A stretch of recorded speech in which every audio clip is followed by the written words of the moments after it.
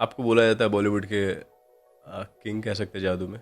Mentalist और mind reader भी आप हैं। इसकी शुरुआत कहाँ से हुई? तो मैंने एक कहीं टीवी पे मैजिक शो देख लिया था जो इंग्लिश था, जो हिंदी में डब होके आता था, जिसमें डबिंग अगर आपको याद हो उस टाइम पे ऐसी होती थी कि करेक्ट करेक्ट। मेरे हाथ में है एक ताश का पत्ता, तो वो उस तरीके का वो जो डबिंग होके आती थी। लेकिन मेंटलिस्ट की जो आपने बताई बात की, तो ये जब मैं 13 साल का था तब टेलीविजन पर अगेन स्टार वन पे एक इंग्लिश शो आता था, वर्ल्ड्स ग्रेटेस्ट मैजिक। वो भी हिंदी में डब होके आता था। तो उसमें एक मेंटलिस्ट थे, उनका नाम था मैक्स मेवन। और उन्होंने टीवी के थ्रू बोला ऑडियंस को कि जो लोग इस वक्त टीवी देख रहे हैं, आप अपने मन में एक एनिमल के बारे में सोचिए। तो मैंने मंकी सोचा, और उसने टीवी के थ्रू बताया कि आप सोच रहे हैं एक बंदर के बारे में, यानी कि मंकी, और पेपर टर्न किया, उसमें मंकी लिखा हुआ था। तो आई वॉज ब्लोन कि तो उस समय आपने सोचा था? हाँ, अपने मन में ना वो नाम को दोहराइए, अपने मन में दोहराते रहिए, दोहराते रहिए, दोहराते रहिए, राहुल राहुल राहुल राहुल राहुल। ये कैसे किया आपने? That's my job ladies and gentleman. मुझे अपने रूम में फ़ोन आता है क्रूज डायरेक्टर का, और वो मुझे बुलाकर बोलते हैं कि तुम्हारी कंप्लेन आई है। मैं बोला क्या कंप्लेन है? और बोले कि तुमने ब्लैक मैजिक किया। और आपको ये भी जानकर हैरानी होगी कि ये 3 लोग या 4 लोग जो भी हैं 10 साल से यही हैं, 10-15 साल से। मतलब इनफैक्ट जब मैंने मेंटलिज्म स्टार्ट किया था तो इंडिया में ज़ीरो थे, ज़ीरो। उस टाइम पे कोई मेंटलिस्ट ही नहीं था यहाँ पे। Hi everyone, I am Suraj Kumar and you are watching unfold with Suraj Kumar. आज के एपिसोड में हम बात करने जा रहे हैं एक ऐसे इंसान से जिन्होंने मैजिक और साइकोलॉजी को ब्लेंड करके बनाई एक नई दुनिया। मैं बात कर रहा हूँ इंडिया के सबसे बड़े मेंटलिस्ट अक्षय लक्ष्मण के बारे में, जिन्होंने बॉलीवुड स्टेज से लेकर कई स्टेज पे धूम मचाया है अपने परफॉर्मेंस से। आज के एपिसोड में हम देखेंगे माइंड रीडिंग, मैजिक और बॉलीवुड मसाला और फन और मस्ती। तो कहीं मत जाइए, बने रहिए, एंड तक देखिए, काफ़ी आप इंजॉय करने वाले हैं। चलिए स्टार्ट करते हैं। ओके, फर्स्ट ऑफ ऑल आप कैसे हैं अक्षय सर? एकदम फिट एंड फाइन, और आपको देख के और इंस्पायर हो रहा हूँ कि थोड़े मतलब इंसान फिटनेस में आता है तो इतना जो गुड लुकिंग लगता है, मलाई पनीर जैसा। तो बस ये आपसे मैं प्रेरणा ले चुका हूँ। Thank you so much for the line. मुझे अच्छा लगा, थैंक यू, जी। तहे दिल से शुक्रिया फॉर दैट। ओके, तो आपको बोला जाता है बॉलीवुड के किंग कह सकते हैं जादू में। मेंटलिस्ट और माइंड रीडर भी आप हैं। इसकी शुरुआत कहाँ से हुई? देखिए, इसकी शुरुआत हुई मैं मैजिक में हमेशा से रुचि रखता था बचपन से ही। लाइक व्हेन आई से बचपन से, आई मीन 4 या 5 की एज से, मतलब उस एज से। क्योंकि हमारे घर में कोई बच्चे नहीं थे मेरे अलावा। हम जिस बिल्डिंग में रहते थे वहाँ कोई फैमिली नहीं थी हमारे अलावा। तो अब और उस वक्त इंटरनेट नहीं था, कुछ नहीं था, तो आप बच्चे को कुछ तो चाहिए होता है ना कि टू एंगेज। तो आपने देखा होगा काफ़ी सारे बच्चों की आदत होती है कि वो मन घड़त लोगों से दोस्ती कर लेते हैं। वो नहीं है कैसे इमेजिनरी फ्रेंड बना लेते हैं जिसके साथ अकेले ही खेल रहे होते हैं वगैरह। तो हर बच्चा किसी ना किसी चीज़ से एडिक्ट होता था अर्ली 90s में, जिसके दौर के हम हैं, क्योंकि तभी एंटरटेनमेंट के ऑप्शंस नहीं थे। एंड तो मैंने एक कहीं टीवी पे मैजिक शो देख लिया था जो इंग्लिश था, जो हिंदी में डब होके आता था, जिसमें डबिंग अगर आपको याद हो उस टाइम पे ऐसी होती थी कि करेक्ट करेक्ट। मेरे हाथ में है एक ताश का पत्ता, तो वो उस तरीके का वो जो डबिंग होके आती थी। तो उसे देखकर मैजिक में रुचि बचपन से थी। लेकिन मेंटलिस्ट की जो आपने बताई बात की, तो ये जब मैं 13 साल का था तब टेलीविजन पर अगेन स्टार वन पे एक इंग्लिश शो आता था, वर्ल्ड्स ग्रेटेस्ट मैजिक। वो भी हिंदी में डब होके आता था। तो उसमें एक मेंटलिस्ट थे, उनका नाम था मैक्स मेवन। ओके, और उन्होंने टीवी के थ्रू बोला ऑडियंस को कि जो लोग इस वक्त टीवी देख रहे हैं, आप अपने मन में एक एनिमल के बारे में सोचिए। तो मैंने मंकी सोचा, और उसने टीवी के थ्रू बताया कि आप सोच रहे हैं एक बंदर के बारे में, यानी कि मंकी, और पेपर टर्न किया, उसमें मंकी लिखा हुआ था। तो आई वॉज ब्लोन कि तो उस समय आपने सोचा था? हाँ। ओके। तो आई वॉज ब्लोन कि ऐसा कैसे हो सकता है कि कोई मेरे माइंड का बता सकता है, वो भी जब ये रिकॉर्डिंग 15 साल पुरानी है, इंडिया में अभी डब होके आ रही है। एंड तब मुझे पता चला कि मेंटलिस्ट नाम की ये एक आर्ट है जो मैजिक से अलग है। मैं बोला ये करना है। तो ऐसे शुरुआत हुई। Great great. तो आप मेंटलिस्ट होता क्या है, अगर आप उसको थोड़ा सा एक्सप्लेन कर दे, इजी हो जाएगा ऑडियंस के लिए। मेंटलिस्ट बेसिकली ये है कि अगर आप किसी बारे में सोच रहे हैं तो आपको देख के हाव भाव से अंदाज़ा लगा लेगा कि आप क्या सोच रहे हैं। आपके माइंड को इन्फ्लुएंस भी कर सकते हैं कि अगर मैं आपसे कहूँगा कि आप यहाँ किसी चीज़ के बारे में सोचिए, आपको लग रहा है कि मैंने आपको एक खुली छूट दे दी है कि कुछ भी सोच सकते हो यहाँ पर, बट मैंने अपने बातों के ज़रिए, अपने हाथों के मूवमेंट के ज़रिए हम्म। आपसे वही मैं सोचवा सकता हूँ जो मैं अच्छा। चाहता हूँ। लाइक अगर मैं चाहता हूँ कि आप इस लाइट के बारे में सोचें तो आप उसके ही बारे में सोचेंगे। तो मेंटलिस्ट वो होता है जो आपके माइंड को काबू में कर सकता है। मुझे लगता है कि आपके मन में एक शंका आ रही है, डाउट आ रहा है, एक सवाल आ रहा है आपके मन में कि मैं क्या सोच रहा हूँ, बता सकते हो क्या ये? क्योंकि सबके दिमाग में यही एक सवाल आता है जब भी हम ये बोलते हैं। ओके। अम, ठीक है, आप किसी फ्रेंड के बारे में सोच सकते हैं अपने, मुझे बताइए मत नाम। सोच लिया। सोच लिया? ये कोई पुराने दोस्त हैं आपके? बहुत पुराने। बहुत पुराने। यस। मुझे एक बात बताइए, क्या इनका नाम जब से मैं आया हूँ, जब से हम मिले हैं, इनका नाम आपने अपने मुंह से अब तक मेरे सामने लिया एक भी बार? आपने मुझे नहीं बताया? नहीं नहीं नहीं। ऐसी कोई बात नहीं हुई ना? ऐसा तो नहीं हुआ कि मतलब मैं और मनोज मेरे एक फ्रेंड थे, ऐसा आपने कुछ नहीं बोला, ठीक है? करेक्ट। तो उस विषय में डिस्कशन ही नहीं हुआ। उस विषय में ही डिस्कशन नहीं हुआ। हाँ। ओके, बहुत पुराने दोस्त हैं आपके, इन दोस्त के बारे में सोचिए। अब मुझे तो कोई आइडिया नहीं हो सकता कि कौन है, कोई भी हो सकता है, सैकड़ों नाम है, करोड़ों नाम हो सकते हैं, करेक्ट। ठीक है? तो आप बस उनके नाम की स्पेलिंग सोचिए, जो उनका फर्स्ट नेम है। सिर्फ मुझे बताइए मत, सिर्फ जैसे फॉर एग्जांपल मनोज है तो MANOJ, तो ऐसे जो भी उनका नाम है उससे स्पेलिंग सोचिए। सोच लिया। सोच लिया आपने? Okay. Oh my God, face पे लिखा 5 लेटर्स हैं इसमें। है। यस। ओके, 5 लेटर का नाम सोच रहे हैं। कोई मेल फ्रेंड है, ये लड़की का नाम नहीं है, लड़के का करेक्ट। लड़के का नाम मेरा है। जिगरी यार है सर। आपका जिगरी यार है। ओके। इस नाम के आखिरी लेटर के बारे में सोच सकते हो आप? जो स्पेलिंग है उस पे आखिरी जो लेटर है, उससे क्विकली अपने दिमाग में, मुंह से मत बोलना, उस लेटर से, आखिरी लेटर से क्विकली एक एनिमल सोच सकते हो अपने दिमाग में? सोच लिया। सोच लिया? वाइल्ड एनिमल सोचा है आपने? जंगल का है, हाँ हाँ। जंगल का राजा है। करेक्ट। लायन के बारह में सोच रहे हैं? एक सेकंड, नहीं नहीं नहीं, लेपर्ड के बारे में सोच रहे हैं। Leopard। लेपर्ड के बारे में सोच रहे हैं आप? लेपर्ड के बारे में। लेपर्ड के बारे में सोच रहे हैं, okay. Oh my God. Alright. Okay, और देखते हैं क्या कर सकते हैं हम इसमें। इनकी जो स्पेलिंग है उसके बारे में आप सोच ही चुके हैं, उसमें कहीं बीच में किसी लेटर के बारे में सोचिए, मुझे बताइए मत। ठीक है। एच के बारे में सोचा आपने? ओके। यस। एच लेटर के बारे में आपने सोचा अभी? अपने मन में ना वो नाम को दोहराइए, अपने मन में दोहराते रहिए, दोहराते रहिए, दोहराते रहिए। हाँ, दोहराते रहिए, like Rahul Rahul Rahul oh Rahul my Rahul. God, ये कैसे किया आपने? That's my job ladies and gentleman. वाह, बहुत ही वियर्ड है। लेकिन ठीक क्या है, तारीफ की बात है, बहुत ही वियर्ड है। बिकॉज आप मेरे माइंड में घुस के क्या क्या कर रहे हो आप।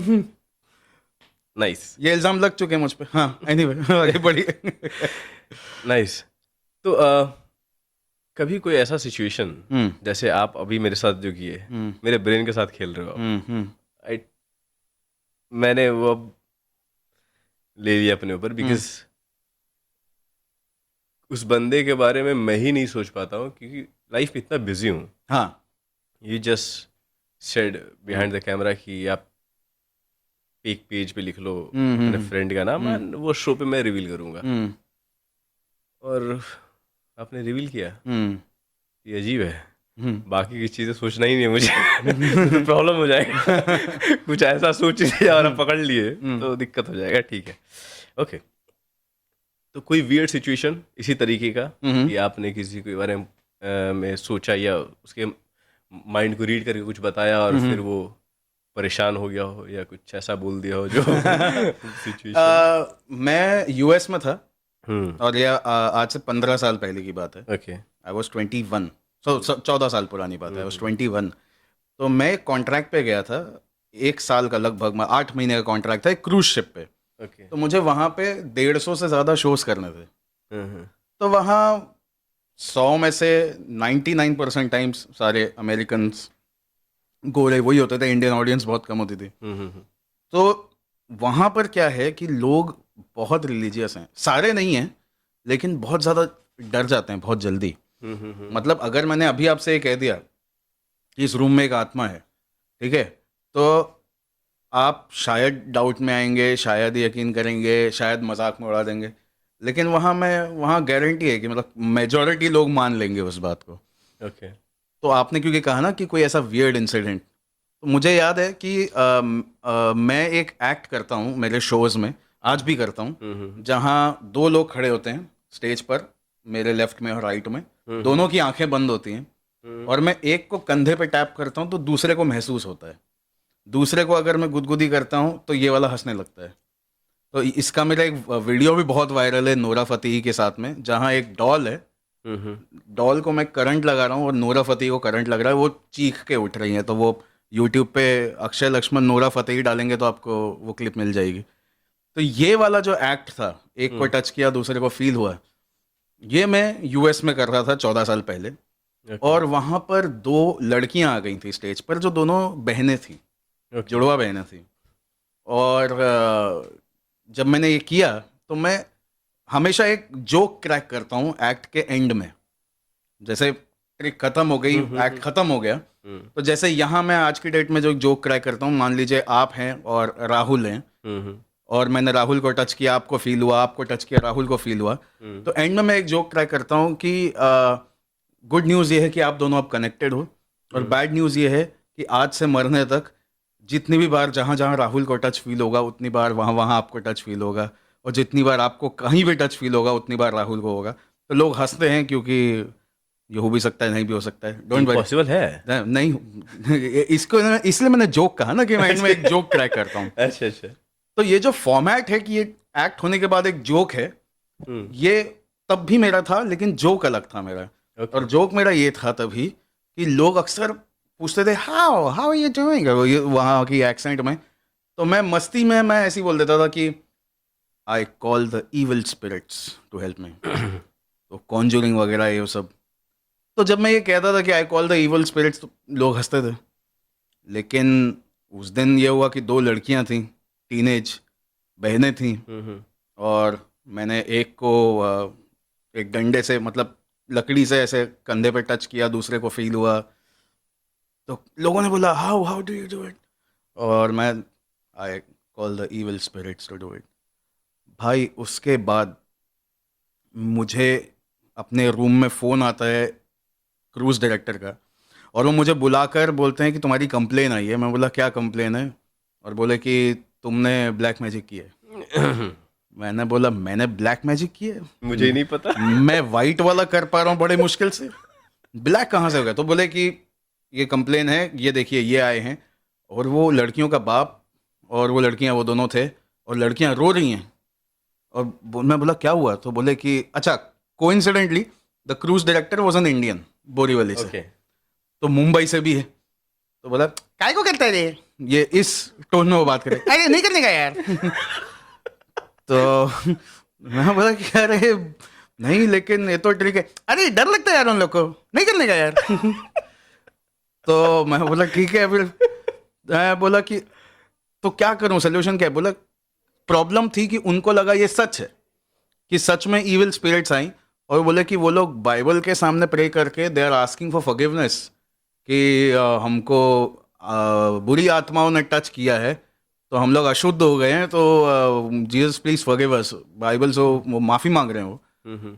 और मुझसे कह रहे थे कि we request you take the spirits away.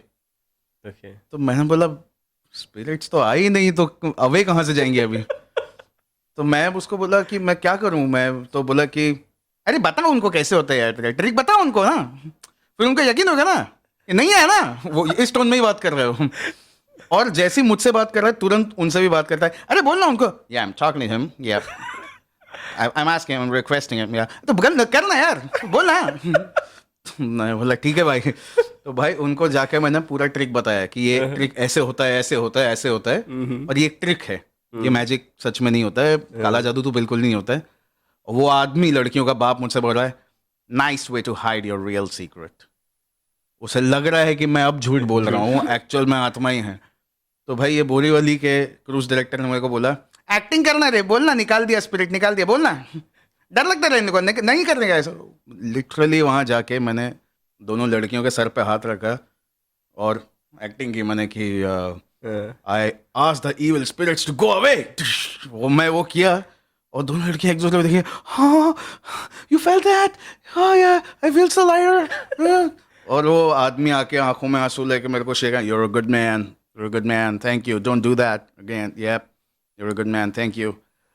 और भाई वो ये दुनिया का मेरा सबसे वियर्डेस्ट ये किस्सा है। और बस वहां से निकलते वो क्रूज डायरेक्टर ने मेरे को बोला छोड़ने, ये वाला नहीं करने का यार। मैं बोला अच्छा ठीक है यार, वेरी गुड। तो या देयर यू गो, वियर्ड किस्सा। ओके ओके, तो साइकोलॉजी एंड मैजिक को जोड़ने का इंस्पिरेशन आपको कहाँ से मिला? ये मैंने जो है आपको मैक्स मेवन बताया था जब मैं 13 साल का था, और मैंने देखा, मैंने बोला यार ये कमाल है। अब मैंने एक चीज उसमें रियलाइज की कि इसमें दो चीजों का बहुत इंपॉर्टेंट काम है, वो है मैथमेटिक्स और साइकोलॉजी। मैथमेटिक्स इसलिए, जैसे फॉर एग्जांपल उन्होंने मुझे कहा मंकी सोचने के लिए, अब मैं आपको जब बता रहा हूँ, मैं आपको बहुत ही सिंपल बता रहा हूँ कि उन्होंने कहा एक एनिमल सोचो, मैंने मंकी सोच लिया। ऐसा नहीं था, एक प्रोसेस था उसमें ओके, कि आप पहले ये सोचिए, फिर वो सोचिए, मतलब जो भी था, लेकिन अल्टीमेटली घूम फिर के आप मंकी पे आओगे। आओगे। हाँ, लेकिन ऐसा नहीं था कि मतलब कि बहुत खाने का काम है वो, क्योंकि आप टीवी के थ्रू कर रहे हो, विद इन 2 मिनट्स आपको करना है वो। But I found that fascinating कि क्या मैथमेटिक्स में और साइकोलॉजी भी मिक्स्ड है, क्योंकि एज अ ह्यूमन बीइंग आप कैसे बैठे हो, आप कैसे बात कर रहे हो, उससे मुझे पता चल रहा है कि मुझे आपसे अगला सेंटेंस क्या बोलना चाहिए, अभी भी और इन लाइफ भी, हर जगह। एंड आपकी सडनली जिज्ञासा भी जागी तो आपका बॉडी लैंग्वेज चेंज हो गया, आपका हाथ ऐसे आ गया, तो कितना कुछ हमको पता चलता है आपके माइंड में क्या चल रहा है जस्ट बाय लुकिंग आउटसाइड। तो ये चीज़ों से मुझे एक पावर का एहसास होने लग गया, और पावर ये थी कि जब भी मैं किसी से मिल रहा था ना, उनको अगर ऐसा लगता था कि वो मुझसे झूठ बोल रहे हैं, अगर उनको ऐसा लगता था, तो उनको बहुत बड़ी गलत फहमी थी, क्योंकि मैं पकड़ पा रहा था। ऐसे बॉडी लैंग्वेज से मैं पकड़ पा रहा था, और क्योंकि मैं पकड़ रहा था लेकिन मुझे मजा आ रहा था, तो मुझे उनको बताना नहीं था कि मैं पकड़ रहा हूँ तुमको। तो मैं क्या करता था, मैं उसमें और मैं उनको चढ़ाता था फिर झाड़ पे। अच्छा ऐसा हो गया, फिर क्या हुआ? अरे फिर क्या, फिर तो मैंने गाड़ी का वो कांच खटखटाया, कांच नीचे हुआ तो अंदर शाहरुख खान बैठे हैं यार। अच्छा, ओ अच्छा, फिर शाहरुख खान पहचान गए मुझे, अब कोई ऐसे बंडल मार रहा है मेरे सामने। इसमें मैंने नोटिस किया कि यार ये है साइकोलॉजी, कि मतलब उनको अंदाजा भी नहीं लग रहा है कि वो जो बात बोल रहे हैं वो कितनी ऑब्वियस और कितनी रेडिकुलस है, लेकिन क्योंकि मैं उनको वो रिएक्शंस दे रहा हूँ, तो उनको लग रहा है कि उनका तीर निशाने पर बैठ रहा है। कोई भी, इन जनरल कोई भी हो, because of which by the time I reached my graduation, मैं मास्टर हो चुका था इस चीज़ में बिना एक किताब पढ़े। और ऐसा कहा जाता है कि ग्रेजुएशन आप वो सब्जेक्ट लो जो आपको पसंद है, जिस पे आपकी मास्टरी है। तो मैंने बोला let me do my bachelors in psychology, क्योंकि जो उसमें किताबें आएंगी वो मैं अब पढ़ूंगा तो वो ऐसा लगेगा कि जैसे आप एक किसी लेखक को ABCD की किताब दे रहे हो। और उस लालच में मैंने फिर साइकोलॉजी ही परस्यू की कॉलेज में, और कभी नहीं पढ़ी बुक को। मैं सिर्फ एग्जाम दे के आ जाता था, और मेरे हमेशा डिस्टिंक्शन आते थे उसमें, क्योंकि जो भी क्वेश्चन आते थे it used to be like जैसे मैं पॉडकास्ट में बैठा हूँ और वो मेरी ओपिनियन मांग रहे हैं किसी चीज़ पे। तो या ओके, तो इससे एक क्वेश्चन रेज हो रहा है हम्म कि सपोज दैट आपने पढ़ी नहीं है साइकोलॉजी, हम्म मतलब आपने सब्जेक्ट लिया, नहीं सब्जेक्ट पढ़ाई लिया, नहीं किया। हाँ मतलब थियोरेटिकल, हाँ। हाँ, तो पढ़ाई नहीं किया, हम्म तो फिर ये ऑटोमेटिकली खुद से कैसे आप चीज़ों को ऑब्जर्व कर पा रहे हैं जब तक आप कहीं सीखोगे नहीं, पढ़ोगे नहीं? जैसे कि साइकोलॉजी एक पढ़ाई है, राइट? ये अच्छा खासा हम्म उसमें पढ़ाया जाता है इस चीज़ के बारे में, हम्म और उस जब तक आप उसकी पढ़ाई नहीं करोगे, उससे रिलेटेड ट्रेनिंग नहीं करोगे, तो आप कैसे मुझे ऑब्जर्व कर पाओ कि ये क्या सोच रहा है, इसका हाँ बॉडी पोस्चर क्या कह रहा है, हाँ ये चाहता क्या है कहना, इसके हाँ माइंड में क्या चल रहा हाँ है ना? क्योंकि साइकोलॉजी में, इफ आई एम नॉट हाँ रॉन्ग, हर एक मूवमेंट इंसान का वो बताता है कि ये क्या करने वाला है, या जी ये करेगा, या क्या कहना चाह रहा है, या करना चाह रहा है। राइट अगर मेरा हैंड ऐसे है तो यू विल डेफिनेटली से कि क्यूरियस है एक्टिंग कर रहा है या हाँ रियल में कुछ हाँ इसका मतलब है। हाँ तो कई आपने सारी जब चीजें पढ़ाई नहीं की तो फिर कैसे ये चीजें ऑब्जर्व करने लगे? देखिए पढ़ाई की परिभाषा बहुत बदल चुकी है दुनिया में। अब फॉर एग्जाम्पल पिरामिड्स पता है आपको, जो इजिप्ट में इतने बड़े बड़े पिरामिड्स हैं, उस वक्त तो कोई क्या बोलते हैं सिविल इंजीनियर्स की कोई वो यूनिवर्सिटीज नहीं हुआ करती थी, यू कैन से दैट, है ना? ऐसा तो नहीं था कि लोग बैठते थे और वो करते थे और पढ़ते थे, या किताबें, प्रिंटिंग प्रेस, कुछ नहीं था। लेकिन उनको नॉलेज थी प्रैक्टिकली, और वो नॉलेज ऐसी थी कि आज भी हम with all the technology in the world यही क्रैक नहीं कर पाए कि पिरामिड बने कैसे हैं। आज तक किसी को नहीं पता है। आज आप कितनी भी उसकी डॉक्यूमेंट्रीज निकाल लो, हिस्ट्री चैनल, एंशिएंट एलियंस, कुछ भी देख लो, थियरीज आती हैं। कोई बोलता है कि ये एलियंस ने बनाया था, कोई बोलता है कि उस वक्त ऐसी टेक्नोलॉजी थी जो आज नहीं, सारे लेकिन गैसेस हैं। तो ये उस टाइम की बात है जब एक्चुअल में किताबें नहीं थी, एक्चुअल में यूनिवर्सिटीज नहीं थी, लेकिन कमाल की मतलब इमॉर्टल चीजें लोगों ने बना दी सिर्फ प्रैक्टिकल नॉलेज से और शेयर्ड नॉलेज से। तो ऐसी नॉलेज होना इम्पोर्टेंट है। उसकी थियरी या प्रिंटेड बुक्स आपने पढ़ी है कि नहीं, वो इम्पोर्टेंट नहीं है मेरे ख्याल से। क्योंकि अगर आप फिल्मों में भी एग्जांपल लो, 3 इडियट्स आपने देखी है, उसमें आप देखिए कि बहुत लोग आते हैं उसमें सब जो मार्क्स के लिए, नौकरी के लिए, परसेंटेज के लिए आते हैं, लेकिन एक बंदा है जो सिर्फ नॉलेज लेने के लिए आता है, क्योंकि उसको तो डिग्री भी अपने नाम की नहीं मिल रही है, जो आमिर खान का कैरेक्टर है उसमें। तो इट्स समथिंग लाइक दैट कि मुझे प्रैक्टिकल वर्ल्ड में नॉलेज थी, लोगों को देख देख के, उनसे इंटरेक्ट कर करके, बातें कर करके। वही तो मैंने आपसे कहा कि जब तक मैं कॉलेज में पहुंचा, जो साइकोलॉजी की बुक में था, मैं उससे कई कई एडवांस लेवल की चीज़ें ऑलरेडी जानता था। तो ऐसा जानते थे कैसे? मतलब खुद से ऑब्जर्वेशन था आपका? खुद से ऑब्जर्वेशन था, और मैं शोज करने लग गया 13 साल की उम्र से। When I was 13, I did my first commercial paid show. कितने मिले थे सर? 251 रुपए एग्जैक्टली, आई रिमेंबर दिस। 500 लोगों की ऑडियंस थी। अभी रिसेंटली मैंने अपना रेट 260 किया है। तो 251 रुपये मिले थे, मुझे याद है। मैंने अपने मॉम, डैड और सिस्टर को मैं चाइनीज़ खिलाया था उससे। तो you never forget these things, ये मेमोरी जो होती है ना स्पेशल।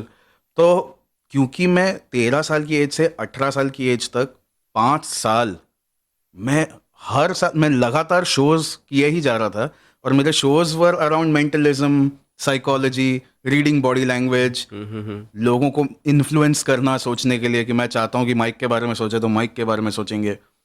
तो जब आप इतना ज़्यादा एडवांस्ड लेवल की साइकोलॉजी यूज़ कर रहे हो प्रैक्टिकल लाइफ में, तो जो किताब है, किताब तो आपको सिर्फ एकदम बेसिक चीज़ें बता रही है कि उसमें ऐसा होगा, ऐसा होगा। मतलब एक आपने कई बार देखा होगा, कई सिंगर्स ऐसे हैं जिन्होंने कभी म्यूजिक क्लासेस अटेंड नहीं की, लेकिन उनकी आवाज़ सुनोगे अगर आप, तो आपको लगेगा यार एक एक सुर मतलब माइक्रो लेवल पे भी उनका सही बैठ रहा है यार, कैसे सुन सुन के, कर करके, सुन सुन के, कर करके। तो वैसे ही है।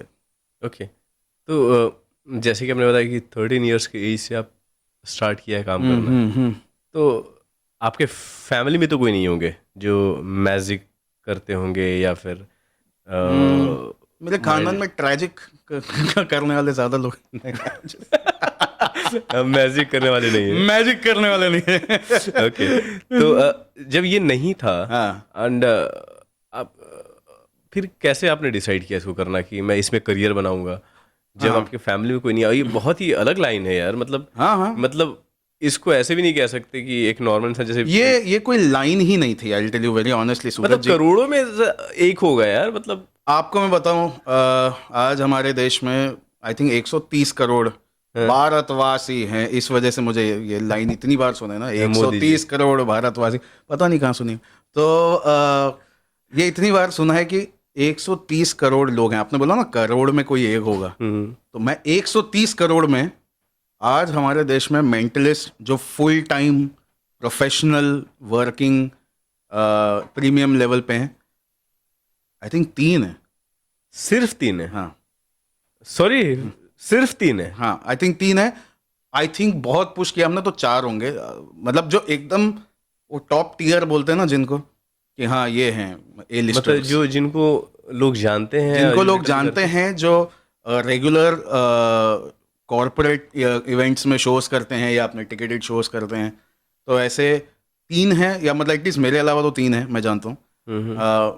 क्योंकि और आपको ये भी जानकर हैरानी होगी कि ये 3 लोग या 4 लोग जो भी हैं 10 साल से यही हैं, 10-15 साल से। मतलब इनफैक्ट जब मैंने मेंटलिज्म स्टार्ट किया था तो इंडिया में जीरो थे, जीरो। उस टाइम पे कोई मेंटलिस्ट ही नहीं था यहाँ पे। तो मेरे को एक इंडस्ट्री बनानी पड़ी थी। आपने बोला ना कि ये लाइन बहुत अलग है, मैंने बोला ये लाइन थी ही नहीं, ये लाइन तो ड्रॉ की आपने गई बनाई है? हाँ। हाँ, हाँ। ओके, तो ये माइंड रीडिंग क्या होता है, अगर if you can explain hmm audience के लिए, होता क्या है ये? देखिए, एक एक तो वो मैंने आपको बताया कि आपको देख के मैं बता सकता हूँ कि इस वक्त दिमाग में क्या चल रहा है, या इस वक्त आप अच्छा सोच रहे हैं या बुरा सोच रहे हैं या क्यूरियस हैं या क्या है। एक होता है कि आपको ऐसा मैं दिखाऊं या आपको ऐसा प्रतीत कर रहा हूं कि मैं माइंड रीड कर रहा हूं, बट इन रियलिटी मैं माइंड रीड नहीं कर रहा हूं, मैं माइंड में थॉट डाल रहा हूं आपके। डाल रहा हूँ, अच्छा। एक सिंपल सी चीज, फॉर एग्जांपल जैसे हम लोग स्कूल में जाते थे बचपन में, ठीक है? तो मान लीजिए कि आप स्कूल में हैं अपने, ठीक है? थोड़ा स्ट्रेट बैठिए एक सेकंड। मान लीजिए आप स्कूल में हैं अपने क्लासरूम में, और ज्योमेट्री की क्लास चल रही है, ठीक है। ठीक है? और आप पढ़ा गए, और इस वक्त मैं चाहता हूँ अपने दिमाग में 2 सिंपल ज्योमेट्री के शेप सोचें और अपने दिमाग में एक के अंदर दूसरे को डाल दें क्विकली, वेरी क्विक। हाँ, ठीक है, डाल दिया। there's a huge possibility you're thinking of a triangle and circle. नहीं, Okay, it's a combination, इन दोनों में से कोई एक है। ट्रायंगल था एक। ट्राइंगल था और स्क्वायर। हाँ, ओके, तो द क्वेश्चन इज कि आपके दिमाग में ट्राइंगल क्यों आया, नंबर 1। ये यही है कि ऐसा लग रहा है कि कुछ माइंड रीडिंग कर रहा हूँ, लेकिन मैं आपके दिमाग में डाल रहा हूँ। मैंने आपसे क्या कहा, इमेजिन कीजिए आप स्कूल में हैं, तो आप अपने आप को छोटा इमेजिन करते हो। फिर मैं बोला आप क्लास में बैठे हैं, तो आप छोटा विजुअलाइज करते हो। फिर मैं बोलता हूँ कि ज्योमेट्री की क्लास चल रही है, ठीक है? तो आपके आंखों के सामने बेसिक ज्योमेट्री बॉक्स आ जाता है, बेसिक शेप्स आ जाते हैं, है ना? ज्योमेट्री बॉक्स आया था आपके दिमाग में, वो ऑरेंज कलर का, ठीक है? एंड फिर मैं बोलता हूँ कि 2 शेप सोचिए और दोनों में एक के अंदर एक तो मैं आपके आंखों के सामने एक ट्राइंगल और सर्कल बनाता हूँ उस टाइम पे। यू डोंट रियलाइज इट, आपका ब्रेन कैच करता है वो, ठीक है? इसलिए मैं बोला high chances you are thinking of triangle and circle, you went for triangle and square, that's also fine. But इतने सारे शेप्स हैं, इतने सारे शेप्स हैं, रोम्बस, ट्रेपेजियम, हेक्सागन, ये वो। लेकिन अगर मैं आपसे सीधा बैठे बैठे बोलता कि 2 शेप सोचिए, तो आप कोई भी 2 शेप सोच लेते। मैं बातों बातों में आपको वहां तक मैं लेके आया जहां हाँ, आपके कि वो पास सोचो जो मैं ट्राइंगल और बता रहा सर्कल ही होगा, बिना वो बोले, और आपको फिर विजुअल क्यू भी दिया मैंने। तो माइंड रीडिंग का ये भी एक एग्जांपल है कि ये तो मैंने बड़ा क्विकली किया कि आपके दिमाग में थॉट डाला। लेट अस से अगर आपके माइंड में घुस के मुझे कोई थॉट निकालना है, पता नहीं क्या होने वाला आज मेरे साथ। ठीक है। ओके, हम सबके लाइफ में कोई ना कोई इम्पोर्टेंट तारीख होती है या कुछ इम्पोर्टेंट ईयर्स होते हैं, हाँ, उसके साथ जनरली कुछ मेमोरी एसोसिएटेड होता है या नहीं भी होता है, कि एक सिंपल सी चीज़ होती है कि आई डोंट नो, व्हाटएवर। जैसे मेरा है, कोई बोलेगा अप्रैल 1990 क्यों इम्पोर्टेंट है मेरे लिए, क्योंकि मेरा डेट ऑफ बर्थ है, ठीक है? बिना कहे आप किसी तारीख के या किसी साल के बारे में सोचिए जो इम्पोर्टेंट है। मुझे मत सोच लिया। बताइए, मुझे सोच मत लिया। बताइए, ठीक है? सोच लिया। अब इतना मैं बोल सकता हूँ, क्योंकि आपने सोचने के वक्त आपका एक्सप्रेशन ऐसा था, तो आप काइंड ऑफ फिगर आउट कर रहे थे कि क्या करना है मेरे को। लेकिन सोचते साथ चेहरे पे जो पहला एक्सप्रेशन आया, वो ऐसा था जैसे कि कोई बाप अपने बच्चे के पैदा होने के दिन के बारे में सोच रहा है। Of course you are not married, I believe. I am not married, हाँ। I am single, yeah. You single.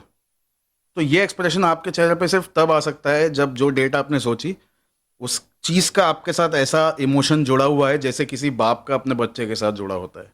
जैसे something that was created by you, yes, उसके बारे में आप सोच रहे हैं, जो उसकी डेट या समथिंग क्रिएशन का डेट या किसी चीज़ के क्रिएशन के डेट के बारे में आप सोच रहे हैं आप। एब्सोल्युटली। और ये आपने मुझे ऑफ कोर्स नहीं बोला नहीं बताया। है। Just tell me, look at me right now, just say personal, word बोलिए पर्सनल। हाँ, पर्सनल, हाँ बोलिए प्रोफेशनल। प्रोफेशनल। प्रोफेशनल बोलते सर आपके चेहरे पे एक स्माइल आ रही है जो आप रोकने की कोशिश कर रहे हैं। So I am gonna say this is something to do with your profession. ये कोई प्रोफेशनल इंपॉर्टेंस रखता है आपकी लाइफ में, ये डेट जो आप सोच रहे हैं इस वक्त। Correct, and I believe date नहीं सोच रहे आप, सिर्फ ईयर सोच रहे एब्सोल्युटली करेक्ट, एग्जैक्टली। हैं। You are thinking of the time जब आपने अपनी पहली कंपनी स्टार्ट की, oh my god. And the year you are thinking of is 2018। ये कैसे पॉसिबल हो पाया? दोस्तों इसका जवाब जानने के लिए अभी लाइक करें, सब्सक्राइब करें। Suraj Kumar, Suraj Kumar, Suraj Kumar. Amazingly awesome. Yes, मैंने अपनी पहली मतलब मेरे लाइफ का बहुत ही इम्पोर्टेंट टाइम था ये, when I decided to do something for my own. और आई स्टार्टेड माय कंपनी 2018 में। मैंने इसका नींव रखी थी कंपनी की, and finally you said great. Next question. ठीक है, तो आप स्टेज शोज वगैरह करते हो, जी। राइट? तो ये स्टेज पे जाने से पहले आपका माइंडसेट क्या होता है? स्टेज पे जाने से पहले जेन्युइन बताऊं क्या होता है माइंडसेट? अंदर से एक ही आवाज़ आती है, किधर फंस गया। जेन्युइनली। क्यों? क्योंकि क्या होता है ना, एज अ परफॉर्मर आप अपना दिमाग में आप प्रिपेयर करके रखते हो, मुझे ये करना है, ये करना है, ये करना है, वॉट ठीक है। लेकिन एक चीज़ होती है ओवर फेमिलियरिटी। ओवर फेमिलियरिटी ये है, आपने देखा होगा कि अगर आपने समझिए कोई काम किया क्रिएटिवली, अब आपने उसमें जब पहली बार किया या पहली बार थॉट लाए, तो उस वक्त आपको एक्साइटमेंट हुई हो, देखिए, क्योंकि थॉट फ्रेश था, आइडिया फ्रेश था, आप उसको एक्सपीरियंस कर रहे थे। लेकिन जब आप उस पर कंटिन्यूसली काम करते जाते हैं तो ओवर फेमिलियर हो जाते हैं वो चीज़ से, और धीरे धीरे क्या होता है, उस चीज़ का जो इम्पैक्ट है, जो जो टेस्ट है, वो आपके दिमाग से गायब हो जाता है। नाउ यू आर वरिड, यार मेरे को ही अच्छा तो नहीं लग रहा था ये अकेले को, व्हाट इफ किसी और के सामने जाए तो फ्लॉप हो जाए, फेल हो जाए, ओके। है ना? मतलब आपने देखा होगा कई सारे कुक्स ऐसे होते हैं, मतलब नॉट प्रोफेशनल शेफ्स बट कुक्स, जो खाना बनाते वक्त पूरा एक एक चीज़ बराबर चख रहे हैं, सब कर रहे हैं, लेकिन जब सर्व कर रहे होते हैं ना, तो उनके मुंह से ये निकलता रहता है, अच्छा नहीं होगा तो प्लीज़ ज़बरदस्ती मत खाना, फिर हम कुछ मंगा लेंगे। हाँ, और वो आपको पहला निवाला लेते हुए देखते हैं तो आपको ऐसा फील होता है कि कोई मैग्नीफाइंग ग्लास से मुझे देख रहा है, क्योंकि और आपने अगर एक एक्सप्रेशन ऐसा बना दिया ना, ठीक, नहीं नहीं नहीं, मत खाओ मत खाओ मत खाओ, क्योंकि उनका ही कॉन्फिडेंस एकदम वो गिरने को तैयार होता है वो टाइम पे। तो बस एग्जैक्टली वही वाला इमोशन होता है शो से पहले, कि आप एंटर करते हो, जैसे मैं हूँ, मैं एंटर कर रहा हूँ, अब मैं देख रहा हूँ बहुत बड़ा बैंक्वेट हॉल है, उसमें 1000 चेयर्स लगी हुई हैं, बड़े बड़े वो शैंडलियर्स, लाइट्स लगे हुए हैं, एलईडी है, ये है वो है। और मैं घुसते वक्त सोच रहा हूँ, यार इनको क्या एक्सपेक्टेशन होगी मेरे से, ये लोग सब आ रहे हैं, इनको क्या लग रहा, यार मैं तो इस पे मैं तो खड़ा ही नहीं उतरने वाला। यार ये तो व्हाट वाज आई थिंकिंग, कि मैं बोलूँगा कि आप अपने फ्रेंड के बारे में सोचिए और मैं बता दूंगा, व्हाट इफ लोगों को बोरिंग लगा ये, कुछ भी आपके दिमाग में सारे नेगेटिव थॉट्स होते हैं वो टाइम पे। करेक्ट। हाँ, और फिर आप देखते हो कि आपके अलावा क्या क्या हो रहा है, एक्रोबैटिक डांसेस हो रहे हैं, ये हो रहा है, वो हो रहा है, आप बोलते हो यार मैं एक अकेला आदमी आके सिर्फ बात करने वाला हूँ, what if this thing is a flop, what if. और ये आज भी होता है, और ये अच्छी बात है ये होना। डर होना ये डर क्या करता है ना, आपका जो थॉट प्रोसेस है उसको ऐसे केंद्रित कर देता है वो, एकदम घोड़े की तरह, क्योंकि वो डर की वजह से अब आप कोई चौथी चीज़ सोच ही नहीं रहे हो। आपके दिमाग में ये नहीं चल रहा है कि मेरा वाइफ से झगड़ा हुआ है या नहीं हुआ है। आपके दिमाग में ये नहीं चल रहा है कि फलानी फिल्म देखनी थी, मुझे देखा नहीं है मैंने। कुछ भी हो, कोई चौथा थॉट चल ही नहीं रहा है उस वक्त। आपके दिमाग में सिर्फ वही चल रहा है। और वो टाइम पे ना ऐसे धड़ धड़ धड़ धड़ धड़ धड़ हो रहा होता है बैक स्टेज, स्पेशली जब एंकर आपका नाम अनाउंस कर रहा है। अब आपके सामने वो इंसान आने वाला है जो आपके माइंड में क्या चल रहा है वो बता देंगे, आपके माइंड को ब्लो कर देंगे, आप पागल हो जाएंगे, आप ये करें। और आप मन में मैं बैक स्टेज, अरे इतना हाइप मत कर, इतना हाइप मत कर, अरे व्हाट इफ नहीं होंगे, फिर बोलेंगे ये माइंड ब्लोइंग था क्या था, अरे मत, धीरे बोल, कम बोल, ये ना मेरे दिमाग में ये चल रहा है। एंड उस वक्त सीरियसली जस्ट एंटर करने से पहले मन में ये चल रहा होता है, अचानक कुछ तो ऐसा हो जाए और ये बोलें कि नहीं नहीं जाना ही नहीं है स्टेज पे। हाँ, ये अभी भी होता है ऐसा। हाँ, ठीक है, जैसे एग्जाम के हॉल में एंटर करने से पहले ऐसा लगता है ना कि अचानक कुछ हो जाए, पेपर कैंसिल हो जाए, एकदम वो लगता है।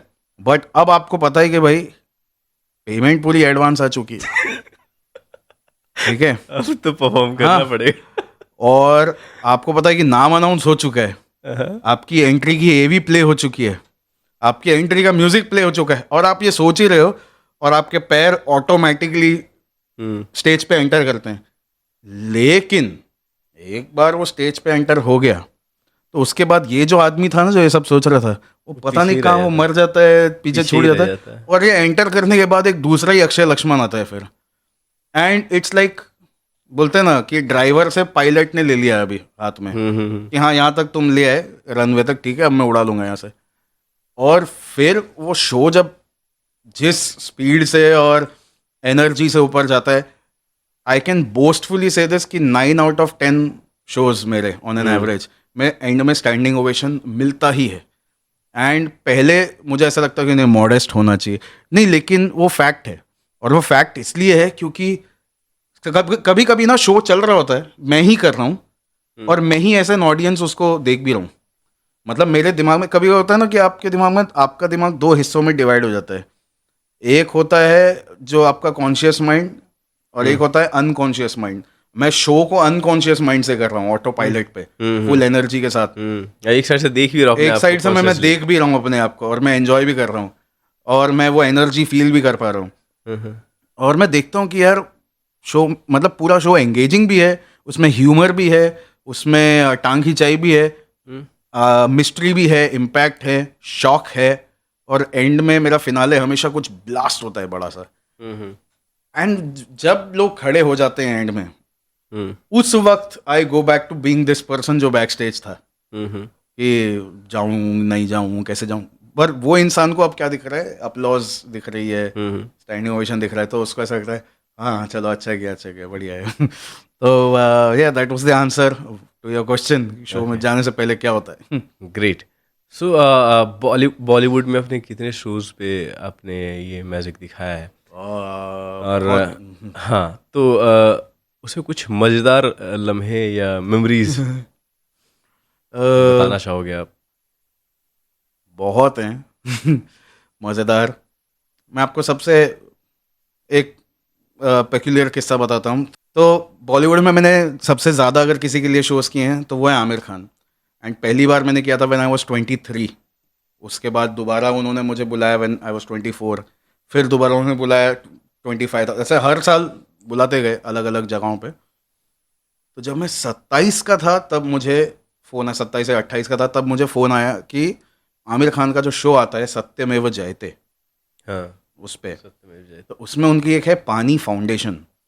तो वो पानी फाउंडेशन जो है सत्यमेव जयते की, उसका बहुत बड़ा इवेंट हो रहा है एक स्टेडियम के अंदर, पूना में, बालेवाड़ी स्टेडियम, उसमें 10,000 लोग हैं। तो आमिर खान ने मुझे अपने घर बुलाया और मुझसे बोला कि यार Akshay, what can you do with water यार, पानी के साथ क्या कर सकते हैं।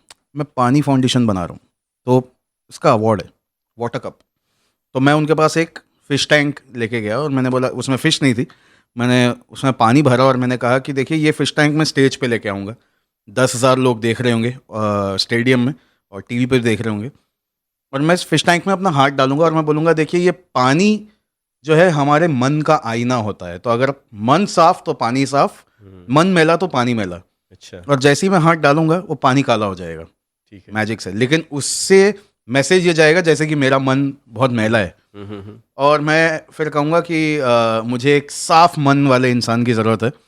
और तो मैंने आमिर सर से कहा कि मैं आपको बुलाऊंगा स्टेज पर और आप अपना हाथ डालेंगे उसमें और आपके साफ मन से पानी साफ हो जाएगा। ओके। तो आमिर सर ने कहा कि नहीं यार ऐसा मत कर, तू मेरी टांग खींच। मैं बोला टांग खींच मतलब?